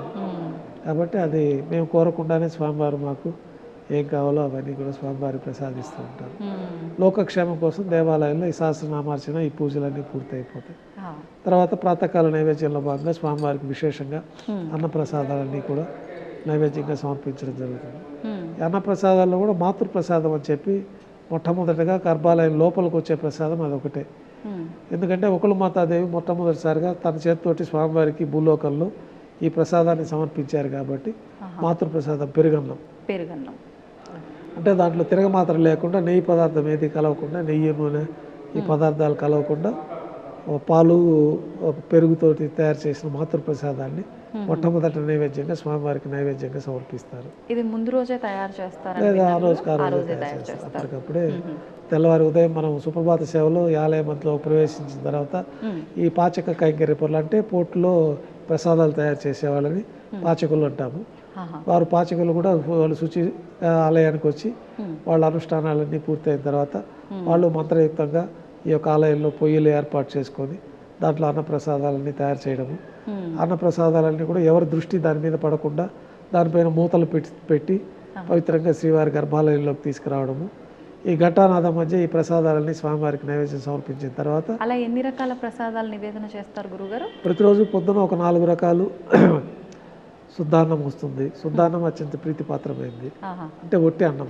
తర్వాత ఈ మాత్ర ప్రసాదము, కులశేఖరపడి బయట పొంగలి, మిరియాలతో తయారు చేసిన పొంగలి, పులిహోర, కదంబము, చక్కెర పొంగలి, ఈ ప్రసాదాలన్నీ కూడా స్వామివారికి నైవేద్యంగా వస్తాయి.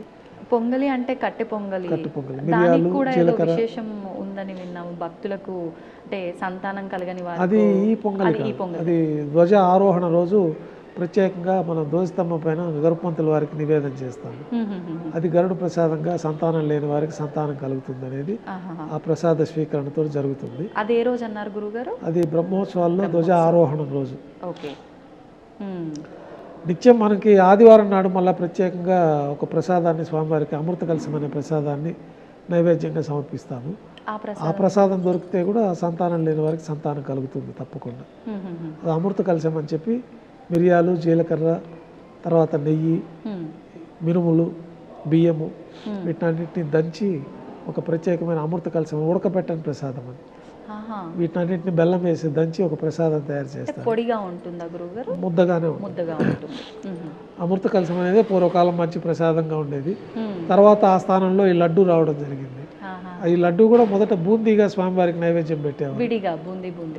మొదట బూందీ కూడా లేదు, కలకండ నైవేద్యం పెట్టేవాళ్ళు. మొదట కలకండ నైవేద్యంగా సమర్పించేవారు. తర్వాత ఈ ఉత్తరాది భక్తులందరూ రావడము, ఈ మహంతుల పరిపాలనలో వాళ్ళు బూందీని ప్రసాదంగా ఏర్పాటు చేయడం జరిగింది. కాలక్రమేణా అది లడ్డూగా రూపాంతరం చెందింది.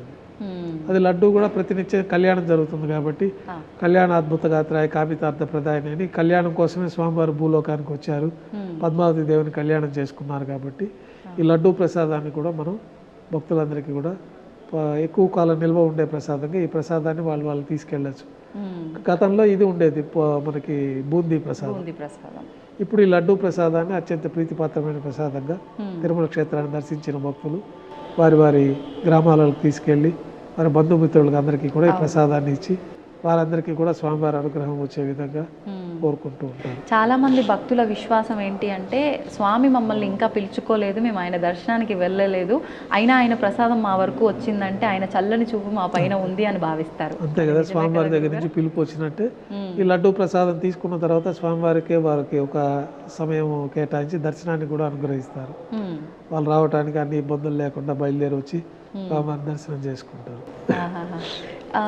అంటే స్వామివారికి కావాలంటే బంగారం, వెండి పాత్రల్లో నివేదన చేయొచ్చు, కానీ కుండ అంటే మట్టి పాత్రలో స్వామికి నివేదన చేస్తారు అని చెప్పి విన్నాను. అది అంటే ప్రతినిత్యమా, విశేషంగా ఏదైనా రోజా గురువుగారు? అది గతంలో చేసేవారు.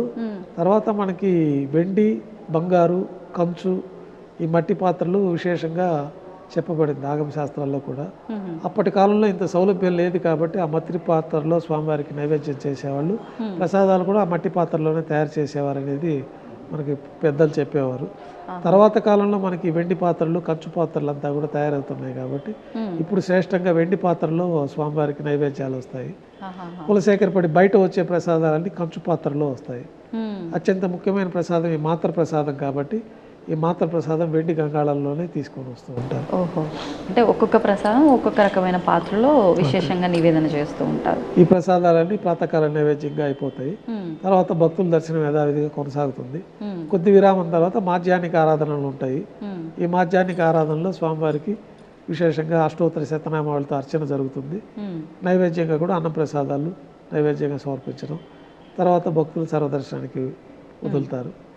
ఈ లోపల ఉత్సవాలు లోపల ఉంటారు. వారికి ఉత్సవాలన్నీ భక్తులకి కామ్యోత్సవాలుగా కొన్ని ఉత్సవాలు జరుగుతూ ఉంటాయి. ఈ కామ్యోత్సవాలన్నీ ఉత్సవమూర్తులకే జరుగుతుంది. ఈ ఉత్సవమూర్తులు శ్రీదేవి, భూదేవి సమేతంగా శ్రీ మలయప్ప స్వామివారు. మలయప్ప కోణంలో స్వామివారు కనపడి ఈ యొక్క విగ్రహాలు లభ్యమైనవి కాబట్టి మలయప్ప స్వామి అని పేరు వచ్చింది. ఎవరికి గురువు గారు? ఉత్సవమూర్తులు. ఉత్సవమూర్తికి అంటే ఒక రకంగా స్వామివారికి, స్వామివారి స్వరూపం. 5 రూపాలలో స్వామివారికి ఆరాధన చేస్తే విశేషంగా ఉంటుందని చెప్పి మనకి ఆగమ శాస్త్రాల్లో చెప్పబడింది. ఏ ఏ రూపాలు గురువు? ధ్రువమూర్తి అంటే మూలమూర్తి, కౌతుకమూర్తి అంటే భోగమూర్తి, ఉత్సవమూర్తి అంటే ఉత్సవాలు మలయప్ప స్వామితో, స్నపనమూర్తి బలిమూర్తి. స్నపనమూర్తి అంటే మనకు దర్బార్ శ్రీనివాసమూర్తి, తర్వాత బలిమూర్తిగా మనకి ఉగ్ర శ్రీనివాసమూర్తిగా ఉన్నారు. ఈ 5 రూపాలలో స్వామివారికి ఆరాధనలు జరుగుతూ ఉంటాయి. 5 కూడా సాక్షాత్తు ఈ ఉత్సవ విగ్రహాలన్నీ కూడా బ్రహ్మదేవుల వారు ప్రతిష్ఠించిందనే చెప్తారు. అది అన్ని కాలగర్భంలో కలిసిపోయి భూమిలో కలిసిపోయిన తర్వాత మనకి మలయప్ప కోణంలో స్వామివారు తిరిగి లభ్యమవుతారు. అందువల్ల ఆ ఉత్సవమూర్తులు తీసుకొచ్చి మనం ఉత్సవమూర్తులుగా వారికి అన్ని ఉత్సవాలు, నిత్యోత్సవాలు, పక్షోత్సవాలు, మాసోత్సవాలు, సంవత్సరోత్సవాలు, బ్రహ్మోత్సవాలు అన్నీ కూడా స్వామివారికే జరుగుతుంది. ఈ భక్తులు ఏదైనా కోరికలు ఉండి వారు ఏదైనా సేవలు చేయించదలుచుకున్నప్పుడు మూలవర్లకు ఈ సేవలన్నీ చేయించే అవకాశం ఉండదు కాబట్టి అవును. ఈ ఉత్సవాలకు విశేషంగా ఆగమ శాస్త్రాల్లో చెప్పబడి ఉన్నాయి కొన్ని సేవలు. ఆహా. ఆ సేవలన్నింటినీ కూడా మనం శ్రీవారాలయంలో ఏర్పాటు చేయడం పెద్దవాళ్ళ కాలం నుంచి జరిగింది. మొట్టమొదటిగా కళ్యాణోత్సవాన్ని ఏర్పాటు చేశారు. ఈ భక్తులందరూ కూడా వాళ్ళ ఇంట్లో శుభ కార్యక్రమాలు జరగాలని, ఈ కళ్యాణం జరగాలన్నా ఇంకేదైనా శుభ కార్యక్రమాల కోసం కళ్యాణోత్సవం చేయించుకుంటే వారికి అన్ని శుభాలు జరుగుతాయని చెప్పి ఈ కళ్యాణోత్సవాన్ని ప్రవేశపెట్టడం జరిగింది.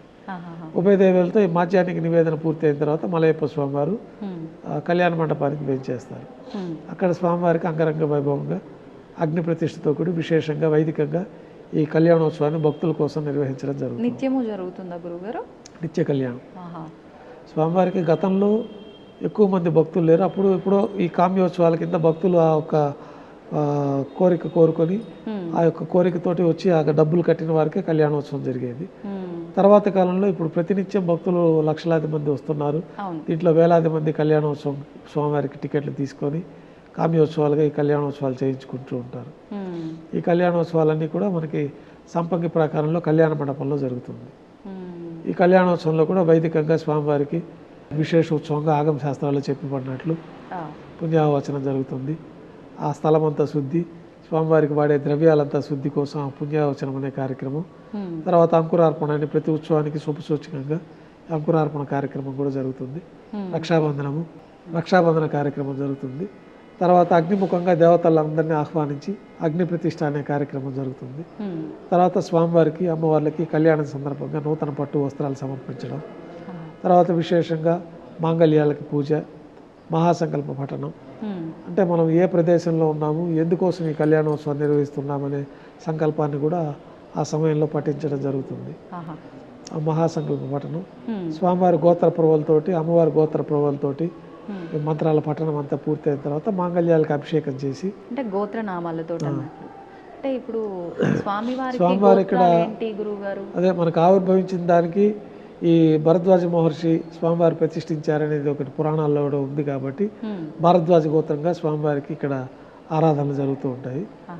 భారద్వాజ గోత్రం స్వామివారిది, అమ్మవారిది కాశ్యప గోత్రం ఒకరిది, భార్గవస గోత్రం ఒకరిది. ఆ విధంగా మనకి పురాణాల్లో చెప్పబడిన విధంగా ఆ గోత్ర ప్రవలతోటి స్వామివారికి సంకల్పం చెప్పుకొని మాంగళ్యాలు పూజ అయిపోయిన తర్వాత స్వామివారి తరఫున అర్చకులే అమ్మవారికి మాంగళ్య సమర్పణ చేస్తారు. తర్వాత విశేషంగా లాజ హోమాలు, ప్రత్యేకమైన ఆగమ శాస్త్రాల్లో చెప్పిన హోమాలన్నీ జరుగుతాయి. పూర్ణాదితోటి ఈ కళ్యాణోత్సవం పూర్తి అయిపోతుంది. తర్వాత ఆర్జిత డోలోత్సవం అని ఒకటి జరుగుతుంది. ఊంజల్ సేవ అంటారు. ధ్వజస్తంభం వద్ద గల అద్దాల మండపంలోకి స్వామివారి వేయించేస్తారు. అక్కడ వేద పారాయణ నడుమ ఊంజల్ సేవ నిర్వహిస్తారు.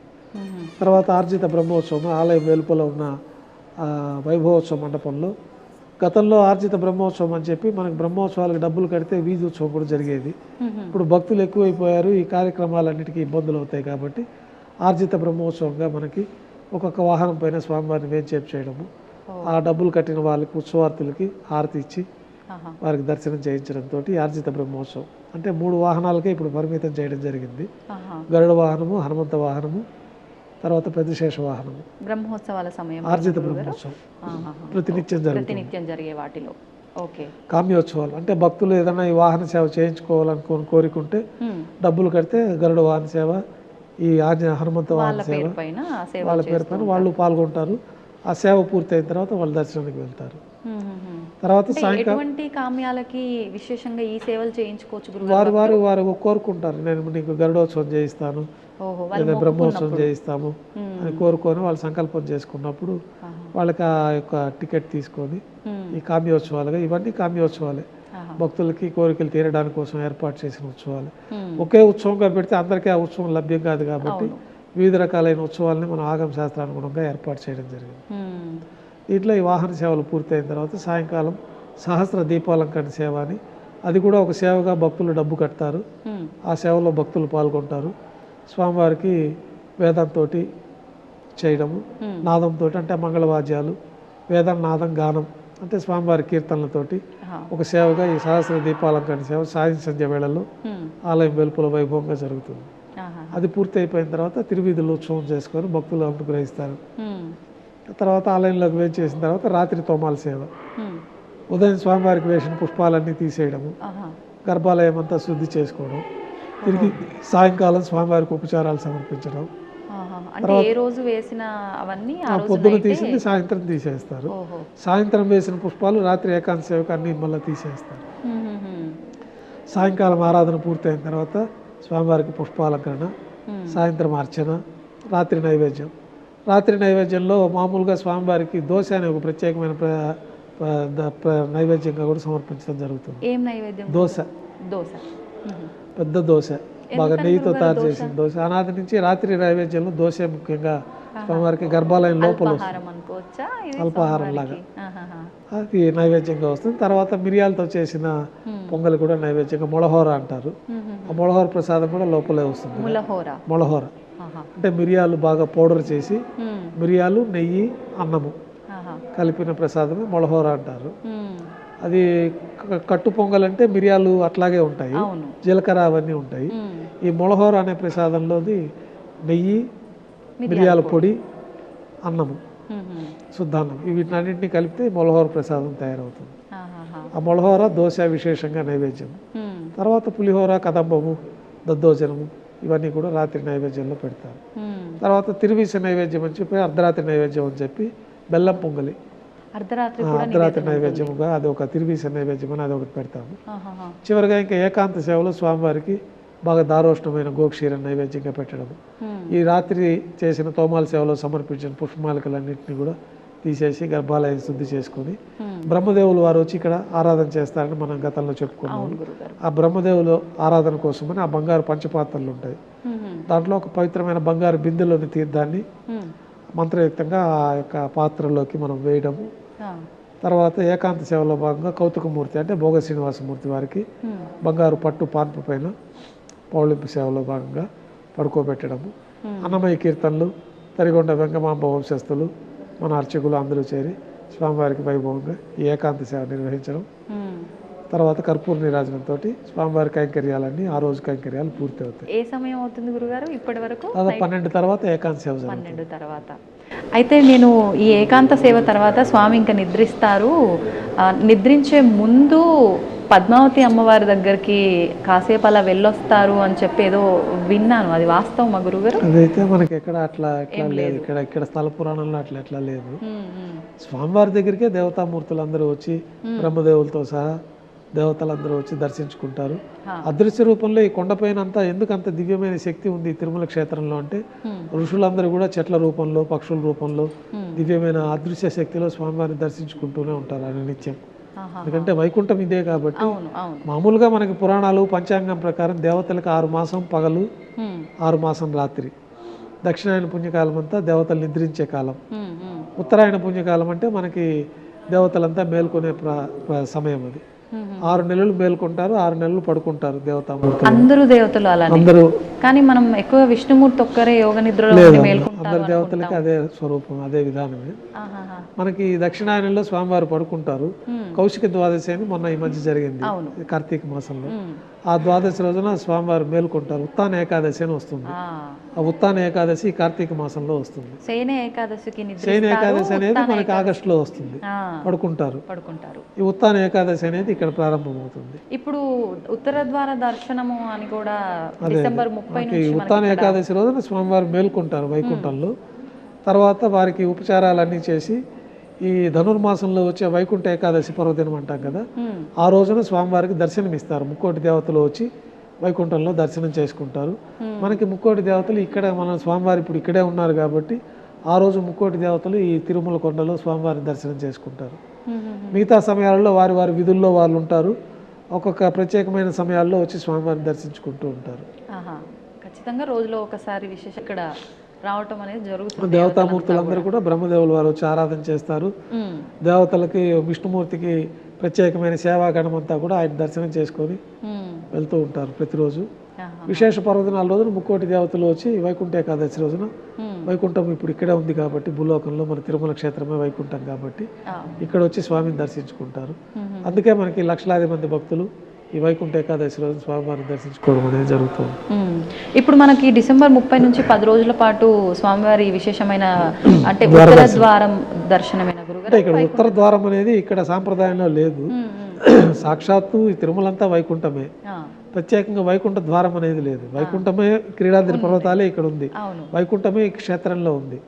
ప్రత్యేకంగా ఉత్తర ద్వారాలు అనేది మన ఆలయ నిర్మాణంలో ఎక్కడ ఉండదు, తూర్పు పడమర ద్వారాలే ఉంటాయి. కాబట్టి అయితే మనకు అదే వైకుంఠ ప్రదక్షిణ మార్గంగా వైకుంఠ ద్వారంగా మనం భావించి భక్తులందరూ ఈ పర్వదినాల రోజున అందులో వైకుంఠ ద్వార దర్శనం చేసుకొని అతి సమీపంగా స్వామివారి ప్రదక్షిణ చేసుకున్నాము ఈ వైకుంఠ ఏకాదశి పర్వదినం రోజునని చెప్పి ఆ విశిష్టత ఇక్కడ ఎక్కువగా ఉంది. ఓకే, ఇప్పుడు మీరు చెప్పినట్టుగా ఈ సేవలు, ఈ విశేషమైన విధానాలు, క్రతువులు అన్నీ కూడా నిత్యం జరిగేవి మాట్లాడుకున్నాం. స్వామికి అంటే ఏడాది పాటున కూడా విశేషంగా జరిగే విశేషమైన క్రతువులు ఏమున్నాయి గురువుగారు? నిత్యోత్సవాల కింద ఈ ఉత్సవాలన్నీ ప్రతిరోజు జరుగుతాయి. వారోత్సవాల కింద ప్రత్యేకంగా స్వామివారికి వారోత్సవాలు, ఈ తిరుప్పావడి సేవ గురువారం నాడు మూలమూర్తి దగ్గర అన్నకూటోత్సవం అని చెప్పి ఈ నేత్రాలన్నీ స్వామి తెరిచేదానికి ఈ లోకమంతా సుభిక్షంగా ఉండాలంటే అన్నకూటాన్ని పెద్ద రాశిగా పోసి స్వామివారి దృష్టి అక్కడ పడిందంటే ఈ సకల జీవరాశులకి కూడా ఆహారానికి లోటు లేకుండా భగవంతుడి అనుగ్రహంతో అది అందరి లభ్యం అవ్వాలని చెప్పి అన్నకూటోత్సవాన్ని మనకు ప్రవేశపెట్టడం జరిగింది. గురువారం నాడు స్వామివారికి ఆభరణాలన్నీ సళ్ళింపైన తర్వాత ఆయన నేత్రాలు తీసి మనం ఈ నామం అర్ధభాగం తొలగించి ఈ ఆభరణాలన్నీ తొలగించేసిన తర్వాత మొట్టమొదటిగా అక్కడ పులిహోర తింత్రిణి రసాన్నం సుమారు ఒక 300 కిలోల పరిణామంలో ఆ తింత్రిణి రసాన్నాన్ని మనం పెద్ద రాశిగా పోసి స్వామివారి నేత్రాలు దాని మీద పడతాయి. ఆ అన్నకూటోత్సవాన్ని కూడా మనం గురువారం నాడు చేస్తాము. ఇది వారోత్సవాలుగా జరుగుతాయి. తర్వాత మంగళవారం నాడు అష్టదళ పాద పద్మారాధన అని చెప్పి ఒక 108 స్వర్ణ కమలాలతోటి స్వామివారి దివ్య పాద పద్మాలకి ఈ అష్టదళ పాద పద్మారాధనని ఒక ఆర్జిత సేవగా చేస్తాము. వారోత్సవాల్లో ఇవన్నీ ఉంటాయి. తర్వాత శుక్రవారం నాడు అభిషేకం సేవను కూడా మనం ప్రత్యేకంగా నిర్వహించడం జరుగుతుంది. ఈ అభిషేకం ఏర్పాట్లో భాగంగానే గురువారం నేత్ర దర్శనం అనే అలంకారం అనేది తిరుమల క్షేత్రంలో ప్రసిద్ధి పొందింది. శుక్రవారం అభిషేకం ఆభరణాలన్నీ తీయాలి కాబట్టి శుక్రవారం నాడు తీసే సమయం ఉండదు కాబట్టి గురువారం నాడు ఉదయం ఈ ఆభరణాలన్నీ తీయడము, ఈ నేత్ర దర్శనం అలంకారం చేయడము, ఆ రోజు సాయంత్రం విశేషంగా ఈ ఆభరణాలకు ఒక బరువు వల్ల స్వామివారి శరీరం తాపం లేకుండా ఈ పూలంగి సేవను కూడా ప్రత్యేకంగా మనం పూలతోటే స్వామివారి స్వరూపం అంతా పూలంగి సేవగా నిర్వహించడం, ఆ రోజు రాత్రితోటి ఈ పూలంగి సేవ సల్లింపు చేసేయడం, తెల్లవారి కైంకర్యాలు పూర్తి అయిన తర్వాత స్వామివారికి ఉండే వస్త్రము ఉత్తరీయాన్ని కూడా పూర్తిగా తొలగించడము, స్వామివారి సహజమైన స్వరూపానికి ప్రత్యేకంగా పురుగు తైలంతో దివ్యమంగళ స్వరూపం అంతా మర్దన చేయడము, ఒక తెల్లటి కౌపీనాన్ని స్వామివారికి అలంకరించి మొదట గోక్షీరంతో అభిషేకం ప్రారంభమవుతుంది. ఈ దివ్యమంగళ స్వరూపానికి అంతా కూడా గోక్షీరంతో అభిషేకము. గోక్షీరంతో అభిషేకం పూర్తయిన తర్వాత ఈ గోక్షీరం యొక్క జిడ్డు ఉంటుంది, అదంతా పోగొట్టడానికి ఈ కుంకుమ పువ్వు, చందనము, పచ్చకర్పూరము, జాజికాయ, జాపత్రి మొదలైన పవిత్రమైన ద్రవ్యాలతోటి ఒక లేపనాన్ని తయారు చేస్తారు. ఆ లేపనాన్ని స్వామివారి దివ్యమంగళ స్వరూపం అంతా కూడా మర్దన చేయడం జరుగుతుంది. అదే మనకి అభిషేక తీర్థంగా కూడా దాన్ని పట్టుకొని అభిషేక తీర్థంగా ఎక్కువ కాలం నిల్వ ఉంటుంది. ఆ అభిషేకం పూర్తయిన తర్వాత వక్షస్థలంలో అమ్మవారికి ప్రత్యేకంగా పసుపు నీటితోటి అభిషేకం జరుగుతుంది. తర్వాత ఈ యొక్క పసుపు నీటి ఇదంతా కూడా పోవడానికి శుద్ధ జలంతో అభిషేకం పూర్తవుతుంది. అభిషేకం పూర్తయిన తర్వాత స్వామివారికి నిజపాద దర్శనం అనే ఒక ప్రత్యేకమైన దర్శనం కూడా దర్శించుకోవచ్చు. స్వామివారికి ఒక శిరోవస్త్రం అలంకరించడం జరుగుతుంది. తర్వాత వక్షస్థలంలో వ్యూహలక్ష్మి అమ్మవారికి పచ్చకర్పూరంతో అలంకారం చేయడం జరుగుతుంది. స్వామివారికి ఉత్తరయము ధోతి అలంకరణలోకి ఈ యొక్క నిజపాద దర్శనం అని ఆ రోజే పాదాలు దర్శించుకోవచ్చు. మిగిలిన సమయాల్లో అంతా శుక్రవారం నుంచి గురువారం ఏ వారమైనా కానీ స్వామివారి పాదాలకి కవచాలు ఏర్పాటు చేసి ఉంటుంది. బంగారు కవచాలు తులసి దళాలతో కప్పి ఉంచబడుతుంది. కాబట్టి మిగిలిన ఎప్పుడు మనం నిజపాద పాదాల దర్శనం కాదు. ఈ ఒక శుక్రవారం నాడే అభిషేకం తర్వాత ఈ నిజపాద దర్శనం చేసుకోవచ్చు. అది అభిషేకంకి పొందిన భక్తులు మాత్రమే ఆ యొక్క సేవా దర్శనం భాగ్యం ఉంటుంది. తర్వాత ఆభరణాలన్నీ అలంకరణ చేయడంతో శుక్రవారం మనం పూర్ణ అలంకరణలో స్వామిని దర్శించుకోవచ్చు. మళ్ళీ గురువారం వరకు స్వామి అట్లాగే దర్శనాన్ని ఇస్తారు. గురువారం నాడు నేత్ర దర్శనము, సాయంకాలం పూలంగి దర్శనము, శుక్రవారం నాడు నిజరూప దర్శనము. ఈ విధంగా మూలవర్లకి వారంగా జరిగే సేవలు ఉంటాయి. తర్వాత ఉత్సవర్లకి ప్రత్యేకంగా జ్యేష్ఠ మాసంలో జ్యేష్ఠాభిషేకం అని జూన్ జూలైలో జరుగుతుంది. జ్యేష్ఠాభిషేకం అని చెప్పి ప్రతి సంవత్సరం కవచాలు ఏర్పాటు చేయడం జరిగింది. ఈ మలయప్ప కోనలో లభించిన ఉత్సవమూర్తులు, బ్రహ్మ ప్రతిష్ఠించిన ఉత్సవమూర్తులు మనం అనాది నుంచి ఈ కామ్యోత్సవాల కోసం ప్రతి సోమవారం నాడు విశేష పూజ అని వారం వారం అభిషేకాలు జరిగేది. తర్వాత ప్రతి బుధవారం నాడు సహస్ర కలశ అభిషేకం అని అభిషేకాలు జరిగేది. ప్రతిరోజు గతంలో వసంతోత్సవం అని చెప్పి ఈ ఆర్జిత బ్రహ్మోత్సవం పూర్తి అయిన తర్వాత భక్తుల కామ్యోత్సవంగా వసంతోత్సవం అని చెప్పి స్వామివారికి అభిషేకం జరిగేది.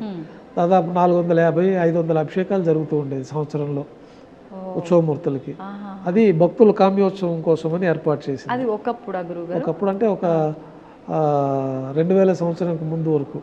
దాదాపు 20 తర్వాత ఒక 5-6 ఏళ్ల నుంచి మనము ఇవన్నీ చేసిన దానివల్ల స్వామివారి మలయప్ప స్వరూపం అంతా కూడా అరిగిపోయింది. దీనికి ముందే 80వ దశకంలోనే పెద్దవాళ్ళు ఈ అరుగుదలను గుర్తించి పైనుంచి స్వరూపానికి అభిషేకం చేసేవాళ్ళు గతంలో. ఈ అభిషేకం పైనుంచి చేయడం వల్ల అరుగుదల ఎక్కువైపోయి విగ్రహాలు బాగా క్షీణించిపోతున్నాయి. అంటే శిరస్సు నుంచి పాలు, ఈ కొబ్బరి నీళ్లు, తర్వాత ఈ పసుపు చందనంతో అలంకారం చేయడము, తేనె అభిషేకము, ఇవన్నీ అయిపోయిన తర్వాత చింతపండుతోటి స్వామివారి ఆ పంచలోహ స్వరూపాన్ని మనం అంతా శుభ్రపరచడము. దీనివల్ల అరుగుదల బాగా ఎక్కువైపోయి ఈ యొక్క బ్రహ్మ ప్రతిష్ఠించిన మలయప్ప స్వామి వారు భవిష్యత్తు తరాలకు చూపించాలంటే అభిషేకాలు మార్పు చేయాలని అప్పట్లో వాళ్ళు పాదాల వరకే అభిషేకం పెట్టారు. ఆ పాదాల వరకే అభిషేకం పెట్టి ఈ స్వామివారి స్వరూపాన్ని ప్రతిరోజు మనం వేంచేపు చేసుకొని ఒక చోట నుంచి ఒక చోటికి ఉత్సవాలకు తీసుకెళ్లడము. దీంట్లో ఏమన్నా ఆ స్వరూపానికి భిన్నమయ్యే అవకాశాలు ఉంటాయి కాబట్టి దానికని ఒక కవచాలు ఏర్పాటు చేశారు.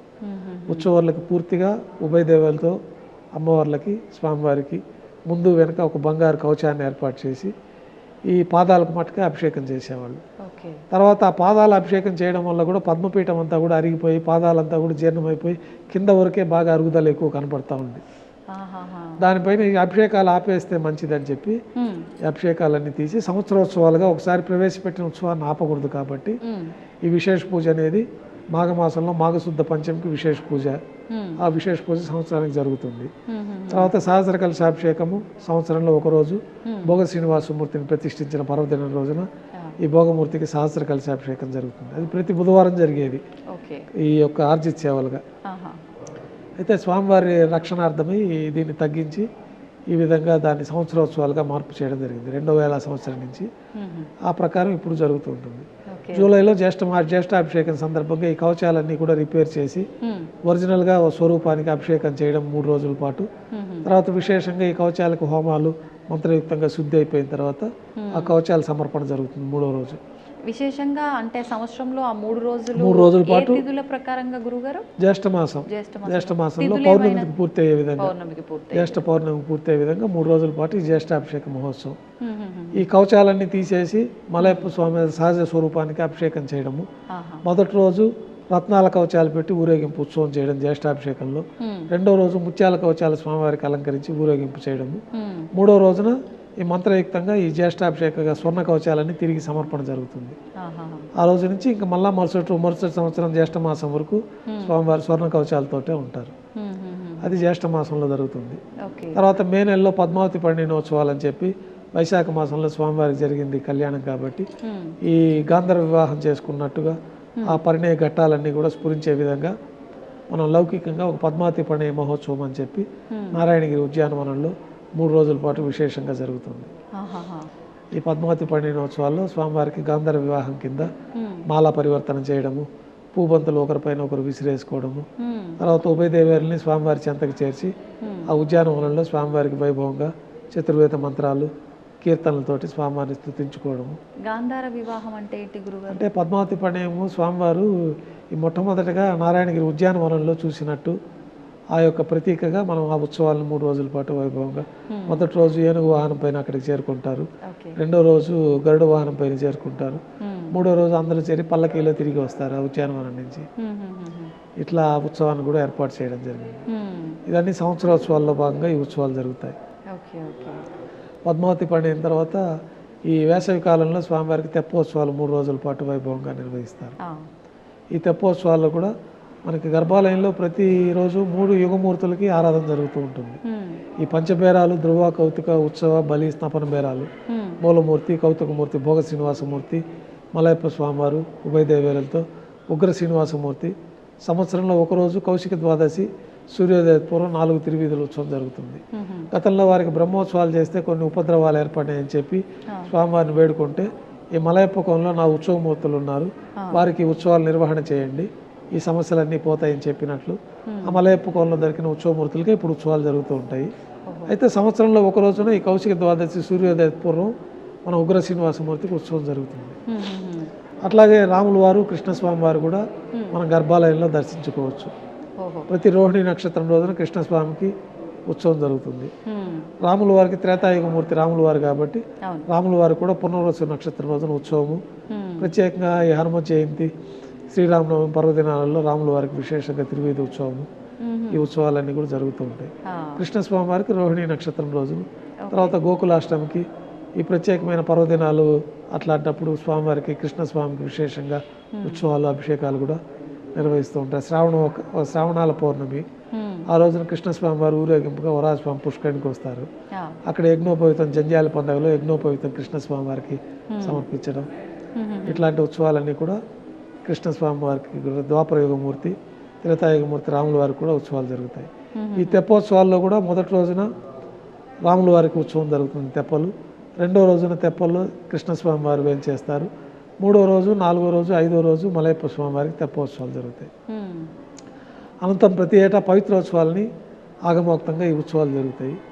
మనకి తెలిసి తెలియక జరిగే దోషాలన్నీ భక్తుల వల్ల కానీ, అర్చకుల వల్ల కానీ, రోజు జరిగే ద్రవ్యాలలో లోపాలున్నా కానీ, ద్రవ్యాలలో తెలిసి తెలియక జరిగే లోపాలన్నీ పోవడానికి, సమస్తమైన దోషాలు జరిగే దోషాలన్నీ భక్తుల వల్ల కానీ, మన వల్ల కానీ, ద్రవ్య రూపంలో కానీ, వస్తువు రూపంలో కానీ ఎక్కువైనా తక్కువైనా, ఈ యొక్క ఎక్కువ తక్కువ ఆ కాలంలో జరిగిన వాటికి కూడా పర్యవసానంగా ఈ పవిత్రోత్సవాలు అనేది సంవత్సరానికి ఒకసారి చేస్తే ఈ దోషాలన్నీ పోతాయని చెప్పి ఆగమ శాస్త్రాల్లో చెప్పబడింది.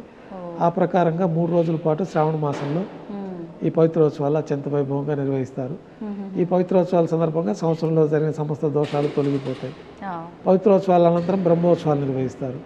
ఈ బ్రహ్మోత్సవాలు స్వామివారి తిరుమల క్షేత్రంలో ఆవిర్భవించింది కన్యామాసం శ్రవణ నక్షత్రం.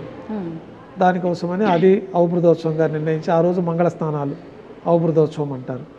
అంటే ఆ రోజు స్వామివారికి చక్రస్నాన మహోత్సవం ఇక్కడ జరుగుతుంది. దానికి ముందు 8 రోజుల నుంచి కూడా స్వామివారికి వైభవంగా ధ్వజ ఆరోహణ కార్యక్రమంతో ప్రారంభమవుతుంది. 9 రోజుల పాటు ఉత్సవాల్లో అత్యంత వైభవంగా జరిగే బ్రహ్మోత్సవాలు ప్రారంభించబడతాయి. ఈ 9 రోజుల పాటు జరిగే ఉత్సవాల్లో మొట్టమొదటి రోజున అంకురార్పణ అని చెప్పి బ్రహ్మోత్సవాలు 9వ రోజుకు ముందు ఈ అంకురార్పణాన్ని సేనాధిపతి వారి ఉత్సవము, ఈ లోకమంతా సుభిక్షంగా ఉండాలని చెప్పి, బాగా పాడి పంటలు సమృద్ధిగా ఉండాలని చెప్పి ఈ నవధాన్యాలకు విశేషంగా ఆరాధన చేసి అంకురార్పణ కార్యక్రమం. తర్వాత ధ్వజ ఆరోహణం, ఆ రోజు అనంత గరుడు విశ్వక్సేనులకు అందరికీ కూడా ప్రత్యేకమైన ఆరాధన చేయడము, స్వామివారికి బ్రహ్మోత్సవాల్లో భాగంగా విశేషంగా ఆభరణాలు అలంకరణ చేయడము, తర్వాత గరుడు పటానికి ప్రతిష్ఠ చేయడము, ఆ గరుపంతుని 4 తిరువీధుల్లో ఉత్సవం చేసుకొని ఈ సుముహూర్తంలో ధ్వజ ఆరోహణ కార్యక్రమంలో ఈ గరుడు పటాన్ని మనం ధ్వజస్తంభం పైకి పంపిస్తాం. ఈ 9 రోజుల పాటు దేవతలందరినీ రిసీవ్ చేసుకోవడం, వారికి అందరికీ తగిన ఉచితమైన స్థానాలు కల్పించడము, గరుపమంతుల వారిని ధ్వజస్తంభం పై నుంచి దేవతలందరికీ కూడా ఆహ్వానించడం జరుగుతుంది. ఈ ప్రత్యేకమైన మంత్రాలతోటి ఈ కార్యక్రమం అంతా ధ్వజారోహణంగా జరుగుతుంది. తర్వాత ఆ రోజే మనకి విశేషంగా జరిగే ఉత్సవాలు కాబట్టి ప్రభుత్వం తరఫున కూడా పట్టు వస్త్రాలను స్వామివారికి సమర్పించడం, ఆ రోజు నుంచి వాహన సేవలు ప్రారంభమవుతాయి. పెద్ద శేష వాహన సేవ, రెండో రోజు చిన్న శేష వాహన సేవ, ఇట్లా 9 రోజుల పాటు 9 వాహనాలు ఆగమ శాస్త్రాల్లో నిర్దేశించిన విధంగా 9 వాహనాలపైన స్వామివారికి వైభవంగా ఉత్సవాలు జరుగుతాయి. చివరి రోజున అవబృతోత్సవం చక్రస్నాన మహోత్సవంతో ఈ బ్రహ్మోత్సవాలు పరిసమాప్తమవుతాయి. ఈ వాహన సేవల్లో కూడా విశేషమైన వాహన సేవ అన్ని కూడా మనకు ఆగమ శాస్త్రంలో చెప్పబడింది. దాంట్లో స్వామివారికి అత్యంత ప్రాముఖ్యమైనది పెద్ద శేష వాహనము, తర్వాత గరుడ వాహనము, తర్వాత రథోత్సవము. ఈ 3 కూడా అత్యంత ప్రాశస్త్యమైంది. ఈ గరుడ వాహనం పైన స్వామివారికి మూలవర్లకి సదా సమర్పణలో ఉంటాయి. చతుర్భుజ లక్ష్మీహారము, తర్వాత శాలిగ్రామ హారము, తులసి పత్రమాల, సహస్రనామమాల, ఈ విశేషమైన ఆభరణాలన్నీ మూలవర్లకు సదా సమర్పణలో ఉంటాయి. అయితే గరుడు వాహనం రోజు మాత్రం మూలవర్లకు సమర్పించిన ఒక 3 ప్రత్యేకమైన ఆభరణాలు, తులసి పత్రమాల, చతుర్భుజ లక్ష్మీహారము, సహస్రనామమాల 5 పేటలుగా ఉంటుంది. ఒక్కొక్క బిళ్ళ పైన ఒక్కొక్క స్వామివారి నామావళి రాసి ఉంటుంది. అట్లా 1000 నామాలతోటి 5 వరుసలతోటి ఆ సహస్రనామాల ఉంటుంది. ఆ మూలవర్ల ఆభరణాలన్నీ కూడా గరుడు వాహనం రోజున స్వామివారికి తీసుకొచ్చి సమర్పించడం జరుగుతుంది. అందుకే లక్షలాది మంది గరుడు వాహనం రోజున భక్తులు తిరుమలకు చేరుకుంటారు. అందులో స్వామివారి యొక్క ఆపదల్లో ఉన్న వారికి కోరికలు తీర్చడానికి, వారిని కాపాడడానికి కూడా గరుడు వాహనం పైన భూలోకానికి వస్తారు. కాబట్టి అట్లాంటి గరుడు వాహనం పైన స్వామివారు ఊరేగుతూ ఉంటే విశేషంగా ఎంత దూరంలో ఉన్న భక్తులకు కూడా ఈ యొక్క కోరికలన్నీ తీరుతూ ఉంటాయి. కాబట్టి ఈ గరుడు వాహనానికి విశేషంగా లక్షలాది మంది భక్తులు వచ్చి ఏకకాలంలో మలయప్ప స్వామివారిని మూలవర్లకి ప్రతిరూపంగా ఆ మూలవర్ల ఆభరణాలని కూడా ఈ గరుడు వాహనం పైన దర్శించుకునే అవకాశం ఉంటుంది. తర్వాత రథోత్సవంలో స్వామివారికి ఈ రథం 4 చక్రాలు 4 వేదాలు, రథమే స్వామివారి యొక్క దివ్యమంగళ స్వరూపం. ఈ స్వరూపంలో రథోత్సవంలో స్వామివారి దర్శించుకున్న వారికి పునర్జన్మ ఉండదని చెప్పి ఆగమ శాస్త్రాలు చెప్తుంది. అందువల్ల విశేషంగా రథోత్సవంలో కూడా మోక్షము పునర్జన్మ ఉండదు. స్వామివారికి కూడా మనకి ఈ వరదహస్తము కటిహస్తం అంటారు. వైకుంఠ అభయహస్తం అంటే ఇట్లా ఉంటుంది, వరదహస్తం అంటే ఇట్లా పాదాలు శరణు కోరిన వాడికి మోక్షాన్ని ప్రసాదిస్తానని చెప్పి భగవద్గీతలో కూడా స్వామివారు చెప్తారు. సర్వధర్మాన్ని పరిచర్య మామేకం శరణం వ్రజ అహంత్వా సర్వపాపేభ్యో మోక్షయిష్యామి మా శుచః. అన్ని ధర్మాలని వదిలి నా పాదాలను శరణు కోరిన వారికి మోక్షాన్ని ప్రసాదిస్తాను అనేది మనకి భగవద్గీత శ్లోకం రూపంలో ఇప్పటికీ స్వామివారికి ఒక ఆభరణంగా అది అలంకరించబడి ఉంటుంది ఆ వరదహస్తాల్లో. ఆ వరదహస్తం స్వామివారి పాదాలు శరణు కోరిన వారికి మోక్షాన్ని ప్రసాదిస్తామని చెప్పి ఆ యొక్క విధానంలో మనకి ధ్వజారోహం మనకి రథోత్సవంలో స్వామిని దర్శించుకుంటే మోక్షం వస్తుంది, పునర్జన్మ ఉండదు. తర్వాత స్వామివారి పెద్ద శేషవాహనం వైకుంఠంలో సదా వైకుంఠంలో స్వామివారి శేషవాహనం పైన పవళించి ఉంటారు. కాబట్టి ఆ పెద్ద శేష వాహన సేవ కూడా విశేషంగా ఉంటుంది. ఈ విధంగా 9 రోజుల పాటు వాహన సేవలు స్వామివారికి. చివరి రోజు అవబృతోత్సవం వరాహస్వామి పుష్కరంలో చక్రతాళ వారితో కలిపి స్వామివారికి విశేషంగా స్నాపన తిరుమంజనం చేయడం. తర్వాత భక్తులందరూ కూడా పుష్కరంలో స్నానం ఆచరిస్తారు. ఈ చక్ర స్నాన మహోత్సవంతో ఆ రోజు రాత్రి ధ్వజ ఆవాహనతో ఈ 9 రోజులు బ్రహ్మోత్సవాలు పూర్తవుతాయి. ఈ విధంగా స్వామివారికి మాసోత్సవాలు పక్షోత్సవాలు విశేషంగా ఉంటాయి. ఇవే కాకుండా విశేష పర్వదినాలు ఉత్తరాయణం దక్షిణాయనంలో కూడా స్వామివారికి ఆస్థానం నిర్వహిస్తారు. ఆనివారి ఆస్థానం అని చెప్పి ఈ దక్షిణాయన ప్రారంభంలో ఆనివారి ఆస్థానాన్ని కూడా వైభవంగా నిర్వహిస్తాం. తర్వాత స్వామివారికి వైకుంఠ ఏకాదశి ఈ పర్వదినాల్లో కూడా విశేషంగా విశేష వజ్రాభరణాలు అలంకరించడము ఈ కార్యక్రమాలన్నీ కూడా జరుగుతూ ఉంటాయి. ఓకే గురుగారు, స్వామివారికి సంబంధించిన అభిషేకానికి నీళ్లు అంటే కొద్ది దూరం పాటు అడవి ప్రాంతంలోంచి వెళ్ళి తీసుకొస్తారు అని చెప్పి విన్నాను, అది వాస్తవం? మనకు ఆకాశగంగా తీర్థాన్ని తీసుకొస్తారు. ప్రతిరోజు స్వామివారికి ఈ ఆరాధన చేయడానికి, స్వామివారికి అర్ఘ్యపాద్యాదులు సమర్పించడానికి, నైవేద్యంలో స్వామివారి తీర్థం స్వీకరించడానికి ఇవన్నీ కూడా ఆకాశగంగా నుంచి ప్రత్యేకంగా దానికి తిరుమల నంబి వంశీయులు ఉన్నారు. వారు బిందెల్లో తీసుకొని ఏనుగు పైన తీసుకొచ్చి శ్రీవారి ఆలయంలోకి పొద్దున్నే తీసుకొచ్చి ఇచ్చేస్తారు. ఎందుకని గురుగారు అక్కడి నుంచి ఆ పవిత్రమైన ఆకాశగంగా తీర్థంతో స్వామివారికి ఆరాధన జరుగుతూ ఉంటుంది. తర్వాత బంగారు బావి అని లోపల కూడా ఒక బావి ఉంది. ఆ బంగారు బావి తీర్థంతో ప్రసాదాలంతా కూడా అక్కడి నుంచి తయారు చేయడం జరుగుతుంది. అంటే ఆలయ ప్రాంగణంలోనే మనకి దర్శించుకొని బయట వచ్చినప్పుడు ఈ పోర్టుకు పక్కనే మనకి బంగారు బావి అని ఉంటుంది. దాంట్లో ఇదివరకు ఈ కాయిన్స్ అన్ని కూడా వేయడం జరుగుతూ ఉంది భక్తులు. దానికోసం దానికి ఒక పైన ఆచ్ఛాదన కూడా ఒకటి ఏర్పాటు చేయడం జరిగింది. అయితే మనం దర్శించుకోవచ్చు బంగారు బావిని. దాంట్లో తీర్థంతో మనకి పోర్టులో ప్రసాదాలన్నీ స్వామివారికి తయారవుతూ ఉంటాయి. ఇప్పుడు మీరు ఇందాక అంటే చతుర్ముఖ బ్రహ్మ వచ్చి స్వామికి ఆరాధిస్తాడు అన్నప్పుడు మీరు మంత్రప్రోక్షణతో బంగారు బిందెలో జలం వేసి ఉంచుతారు అన్నారు. అది కూడా భక్తులకి అంటే పంచుతారా గురుగారు? అది మనకి సుప్రభాత సేవకు వచ్చిన వాళ్ళకి మాత్రమే అది దక్కుతుంది. మిగతా అప్పుడు అది ఉండదు. మామూలుగా తిరువారాధన తీర్థం ఉంటుంది.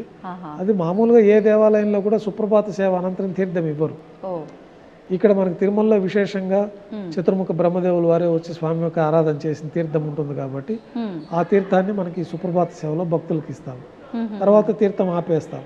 అలా నైవేద్యం అయిపోయిన తర్వాత 6 గంటల తర్వాతే తీర్థం వినియోగం ఉంటుంది. ఇప్పుడు ఈ తీర్థం కూడా అంటే స్వామివారికి విశేషంగా ఇలానే కలపాలి అంటే తులసాకులు వేసి లేదంటే ఏవేవో కలుపుతూ ఉంటారు. అలా తీర్థంలో మనకి ఆగమ శాస్త్రంలో చెప్పబడిన విధంగా యాలకులు లవంగాలు వీటి ప్రత్యేకమైన పరిమళ ద్రవ్యాలన్నీ కూడా కలపాల్సిందిగా మనకి చెప్పబడి ఉంది. ఈ శుద్ధ తీర్థంలో అవన్నీ కలిపే స్వామివారికి మనం సమర్పించడం జరుగుతుంది. ఆ తీర్థాన్ని మనం భక్తులకు వినియోగించడం జరుగుతుంది. ఇప్పుడు స్వామివారికి నామరూపంలో ఉన్న పచ్చకర్పూర నామం ఉంటుంది కదా గురుగారు, అది ఎన్ని రోజులకు ఒకసారి మారుస్తూ ఉంటారు? మార్చిన దాన్ని ఏం చేస్తూ ఉంటారు? అంటే మనకి గురువారం సగం నామంని తీసేస్తాము, అది మన అర్చకుల దగ్గరికే వస్తుంది. ఆహా. పచ్చకర్పూరము అది భక్తులకి ఏదన్నా ప్రసాదంగా ఇస్తాము. ఆ భక్తగా మనకి తీర్థం ఎక్కువ రోజులు నిల్వ ఉండదు కాబట్టి ఈ పచ్చకర్పూరంలో ఉన్న వాటిలో మహాప్రసాదం అంటారు. అత్యంత విలువైన ప్రసాదము, స్వామివారిని ఒక వారం పాటు అంటి పెట్టుకున్న ప్రసాదము. అది మనం ఆహారంగా కాకుండా ఔషధంగా స్వీకరించే ప్రసాదం. ఒక చిటిక పచ్చకర్పూరం నోట్లో వేసుకుంటే మనకి సకల శుభాలు కలుగుతాయి. తీర్థం స్వీకరించిన దానికంటే కూడా ఎక్కువ ఫలితం ఉంటుంది. అయితే అది అందరికీ లభ్యం కాదు, మనకి ఈ కొద్ది మందికి మాత్రమే ఉంటుంది. ఆ పచ్చకర్పూరం మన దగ్గరికే వస్తుంది. ఇప్పుడు శుక్రవారం నాడు పూర్తిగా పచ్చకర్పూరం తీసేసి అభిషేకం జరుగుతుంది. అభిషేకం పూర్తయి నిజపాద దర్శనం అయిపోయిన తర్వాత స్వామివారికి మళ్ళీ ఈ పచ్చకర్పూరంతో తిరునామం అలంకారం చేయడము, తర్వాత ఆభరణాలన్నీ అలంకారం చేయడము. మళ్ళా శుక్రవారం నాడే పూర్తిగా ఈ పచ్చకర్పూరాన్ని తీసేస్తారు. ఇప్పుడు అంటే ఇక్కడ అంటే తిరుమల క్షేత్రం అందరి భక్తుల వరకు రాదు సరే, అంటే ఆలయాల విషయానికి వస్తే భక్తుల వరకు కనుక ఆ పచ్చకర్పూర నామం రాగలిగితే దాన్ని భక్తులు ఏం చేసుకోవచ్చు అంటారు? పచ్చకర్పూరం స్వీకరించడమే. ప్రతిరోజు ఇంట్లో ఇంట్లో మనం ఏదైనా పర్వదినాలు బీరువాల పూజ రూమ్ లో పెట్టుకుంటాము, ప్రత్యేకమైన పర్వదినాలు ఉంటాయి. ఆ రోజున స్వామివారికి మనం ఇంట్లో ఆరాధన చేసుకొని దీపం వెలిగించి స్వామివారికి ఏదో నైవేద్యంగా పెడుతుంటాం. ప్రతిరోజు కూడా నైవేద్యం పెట్టేవాళ్ళు, ప్రతిరోజు గృహదేవతార్చన ఉన్నవాళ్ళు ఈ పచ్చకర్పూరాన్ని కొంచెం తీర్థంలో వేసుకొని స్వామివారికి నైవేద్యం అయిన తర్వాత ఆ తీర్థాన్ని స్వీకరించడం అనేది మంచి ఫలితాలు ఉంటాయి. స్వామివారి తిరుమలకు వచ్చి తీర్థం తీసుకున్నంత ఫలితం ఉంటుంది. ఓకే. అయితే ఇప్పుడు స్వామివారిని అంటే నామాలు ఆయనకు వెయ్యున్నా ఎవరికి తోచినట్టుగా వాళ్ళు పిలుచుకుంటారు స్వామిని ప్రేమతో. అంటే అనాథ రక్షకుడు అంటుంటారు, ఆపద్ బాంధవుడు అంటుంటారు, వడ్డీ కాసులవాడు అంటుంటారు, రకరకాలుగా పిలుస్తారు. విశేషంగా వడ్డీ కాసులవాడు అనే విషయం తీసుకుంటే అంటే ఆయన కుబేరుడికి అప్పు తీసుకున్నందుకు వడ్డీలు కడుతూనే ఉంటాడు కలియుగాంతం అనడానికి ఒక వివరణ, లేదు అంటే మనం ఏదైనా ముడుపు కట్టినా మొక్కుకున్నా అది నెరవేర్చడం ఆలస్యం అయితే వడ్డీతో సహా చెల్లించాలనా, అది ఏ రకంగా అర్థం చేసుకోవచ్చు? అంటే కుబేరుడికి మనకి పురాణాల్లో చెప్పినట్లు కలియుగాంతం వరకు ఈ భక్తులకి రక్షణ కల్పిస్తూ వారి కోరికలను తీర్చడానికి భక్తులకి అత్యంత ప్రీతిపాత్రమైంది మెయిన్గా 3 ఉంటాయి. ఒకటి వస్త్రము, తర్వాత శిరోజాలు, తర్వాత అలంకరణ పరంగా వారికి ఆభరణాలు. వీటిని అన్నింటినీ త్యాగం చేసి ఆయన శరణాగతి పొంది ఆయనకు సమర్పించుకునేస్తే స్వామివారి అనుగ్రహం కలుగుతుంది అనేది ఈ కలియుగంలో. ఈ కలియుగాంతం వరకు భక్తుల దగ్గర ఈ కానుకలు స్వీకరించి కుబేరుడికి వడ్డీగా చెల్లిస్తామన్నది వాళ్ళ ఒడంబడిక. స్వామివారు అర్చావతార స్వరూపంలో ఇక్కడ శిలా స్వరూపం అయిపోయారు పద్మావతి పండిన అనంతరం. స్వామివారు వైకుంఠం నుంచి భూలోకానికి వచ్చిన తర్వాత మానవుడిలాగా అయిపోయి శ్రీనివాసుడిగా మారిపోతారు. శ్రీ మహావిష్ణువు అనే పేరు ఉండడు, శ్రీనివాసుడిగా నామకరణం చేస్తారు. ఒకళ్ళ మాత పేరే ఉండదు స్వామికి, మానవ రూపంలో భూలోకానికి వచ్చేసారు కాబట్టి. ఆ శ్రీనివాసుడు అంటే లక్ష్మీ నివాసుడు, లక్ష్మి ఆయన దగ్గరే ఉంటుంది. ఆయన వచ్చి ఈ భూలోకంలో కళ్యాణం చేసుకోవాలనుకున్నప్పుడు ధనం అవసరం అవుతుంది. కుబేరుడు వద్ద అప్పుగా తీసుకుంటారు. ఒకళ్ళ మాతాదేవి వారి ద్వారా అప్పుగా తీసుకొని అంగరంగ వైభవంగా ఆకాశ మహారాజు పుత్రికగా మనకి పద్మావతి అమ్మవారు ఉన్నారు, వారి ద్వారా ఈ యొక్క కళ్యాణం జరుగుతుంది. ఈ కళ్యాణంలో తీసుకున్న అప్పు కోసం అని చెప్పి కలియుగాంతం వరకు వచ్చే వడ్డీని వడ్డీగా చెల్లిస్తారని ఒక ఒడంబడిక ఉన్నట్టు మనకి పురాణాలు తెలుస్తుంది. ఆ యొక్క దీనిపైన కూడా వడ్డీ కాసులు వాడ అని పేరు వచ్చింది. అట్లాగే భక్తులు కూడా వాళ్ళు స్వామివారికి ఇప్పుడు మీరు ఒక 100 రూపాయలు మీకు సమర్పించుకుంటానంటారు, ఆ టైంకి సమర్పించుకోలేకపోతే దానికి అదనంగా మరికొంత నగదును చేర్చి అపరాధ రుసుం కింద వడ్డీ కాసుల కింద దాన్ని చేర్చుకొని సమర్పించడం అనేది జరుగుతూ ఉంటుంది. అంటే చేర్చడం మనకు తోచినంత చేర్చొచ్చు అంటారు, తోచినంత దాన్ని. అట్లాగే ముడుపులు కట్టుకోవడం అనేది కూడా ఉంటుంది. వాళ్ళ ఒక కామ్యం కోసం, ఒక కోరిక కోసం స్వామివారికి ఒక పవిత్రమైన రోజున, ఒక శుభదినం రోజు వాళ్ళు ఏదో స్వామివారి ఇంట్లో ప్రార్థన చేసుకొని వాళ్ళ కుటుంబం అంతా ఒక కోరిక కోరుకోవడం, దాన్ని ఒక పసుపు బట్టలో పవిత్రంగా ఒక నగదు రూపంలో బిళ్ళలుగా రూపాయలు 5 రూపాయలు కాయిన్స్ దాంట్లో ముడుపు కట్టి ఆ ముడుపును అట్లాగే పూజ రూమ్లో ఉంటుంది. పవిత్రంగా వాళ్ళకి కోరిక అంతా తీరిపి స్వామివారి అనుగ్రహం తేట పిలుపు వచ్చినప్పుడు ఆ ముడుపు తీసుకొని ఇంకా కొంతమంది గ్రామంలో మిగతా భక్తులు కూడా రాలేని వాళ్ళ దగ్గర కూడా ఈ గ్రామంలో తిరుగుతారు. తిరుమల వెళ్తున్నాము అని ఒక పసుపు పెట్టుకొని ఆ హుండీలో ముడుపులు సమర్పించుకున్న వాళ్ళు రాలేకపోయి వాళ్ళు కూడా వాళ్ళ దగ్గర నుంచి తీసుకొని వాళ్ళందరి తరఫున తిరుమలకు వచ్చి స్వామివారికి సమర్పించే విధానం కూడా ఉంది. ఇదంతా ప్రాచీన సాంప్రదాయాలు. ఇప్పుడు కూడా కొన్ని గ్రామాల్లో ఆ సాంప్రదాయాన్ని పాటిస్తూ ఉంటారు. గతంలో తిరుమల క్షేత్రం అంతా కూడా అడవిలో ఉండేది. క్రూరమైన మృగాలు, మంచి దట్టమైన అడవి ప్రాంతంలో ఈ దేవాలయం ఉండేది. మొట్టమొదట మనకి ఆది కలియుగంలో అక్కడ ఆవిర్భవించినప్పుడు స్వామివారికి విశ్వకర్మే వచ్చి ఈ దేవాలయాన్ని మణులు మాణిక్యాలు బంగారంతో నిర్మాణం చేసినట్టు మనకి పురాణాలు. తర్వాత యుగాలు అంతమైనప్పుడు ఇవంతా భూముల్లో కలిసిపోవడం, తర్వాత స్వామివారి శిలాస్వరూపం మాత్రం అట్లాగే ఉండడం, ఆ శిలాస్వరూపాన్ని మనకి స్వప్నంలో కనిపించే స్వామివారి ఆవిర్భంపి చేసుకోవడం, తిరిగి మనం ఆలయ నిర్మాణం చేసుకోవడం. ఈ కలియుగం ప్రారంభంలో కూడా 3-4 శతాబ్దాల తర్వాత, అంతకుముందు ఆది మానవులుగా మనకి జ్ఞానం ఏమి ఉండదు. తర్వాత కొంతకాలం జరిగినాక మనం మానవ స్వరూపం పూర్తిగా రావడము, తర్వాత యోగ దృష్టితోటి పెద్దల ద్వారా, ఋషుల ద్వారా, గురువుల ద్వారా మనకి కొన్ని విషయాలు, ఈ పంచాంగ విషయాలు, వారికి యోగ దృష్టితో ఇవన్నీ గతంలో జరిగినవన్నీ వాళ్ళు తెలుసుకోవడము, వాళ్ళందరూ గ్రంథాల రూపంలో మనకు అందించడము, మనం దాన్ని పరిశీలించి ఇవి పాత జరిగిన విషయాలని మనం తెలుసుకోవడం జరుగుతుంది. ఆ విధంగా కలియుగంలో స్వామివారికి 3-4 శతాబ్దాల నుంచి ఆలయ నిర్మాణం జరిగింది. గోపీనాథ్ దీక్షితుల వారు కనుగొన్నప్పుడు చిన్న పందిరి ఆచ్ఛాదనగా ఏర్పాటు చేసి స్వామివారిని ప్రతిష్ఠించడం, తర్వాత రాజులకంతా స్వప్నంలో కనపడడం, వారికి కోరికలు తీరిన తర్వాత ఇక్కడ వచ్చి దర్శించుకోవడం, దేవాలయం నిర్మాణం చేయించడం, తర్వాత భక్తులందరూ కూడా ఆభరణాలు చేయించడం, ఇవన్నీ దశల వారీగా వచ్చి ఇప్పుడు మనం 14వ శతాబ్దం వరకు జరిగిన నిర్మాణాన్ని మనం దర్శించుకుంటూ ఉన్నాం. 14వ శతాబ్దం తర్వాత ఈ 4 మాడ వీధులంతా కూడా విస్తరణ అయింది లేటెస్ట్గా. దానికి ముందు ఈ చుట్టుపక్కలంతా కూడా నివాస గృహాలు ఉండేవి. ఆ నివాస గృహాలన్నీ కూడా భక్తుల కోసం అని చెప్పి వారందరికీ దూరంగా బాలాజీ నగర్లో ఇవ్వడము, ఇక్కడంతా కూడా విశాలంగా ఏర్పాటు చేసి బ్రహ్మోత్సవాల్లో మిగతా సమయాల్లో భక్తులందరూ కూడా 4 వీధుల్లో ఉత్సవం తిలకించే విధంగా ఏర్పాట్లన్నీ అవన్నీ కూడా మనకి రూపాంతరం చెంది ఇప్పుడు ఇట్లా మనం దర్శించుకుంటూ ఉన్నాం తిరుమల ఆలయంలో. ఇప్పుడు ముడుపు విశేషం గురించి చెప్పారు గురుగారు. కొంతమంది భక్తులు వాళ్ళ కామ్యం ప్రకారం ముడుపు కట్టి కోరిక నెరవేరినప్పటికీ ముడుపుని ఆలస్యం గనక చేస్తే స్వామి శిక్షిస్తాడా? అంటే ఏదైనా ఇబ్బంది వచ్చిందంటే ముడుపు చెల్లించడం మేము ఆలస్యం చేశాము, స్వామి మాకు ఈ రకంగా ఇబ్బంది కలిగించాడు అని చెప్పి భావిస్తూ ఉంటారు. నిజంగా స్వామి అలా ఇబ్బంది పెడుతుంటాడా?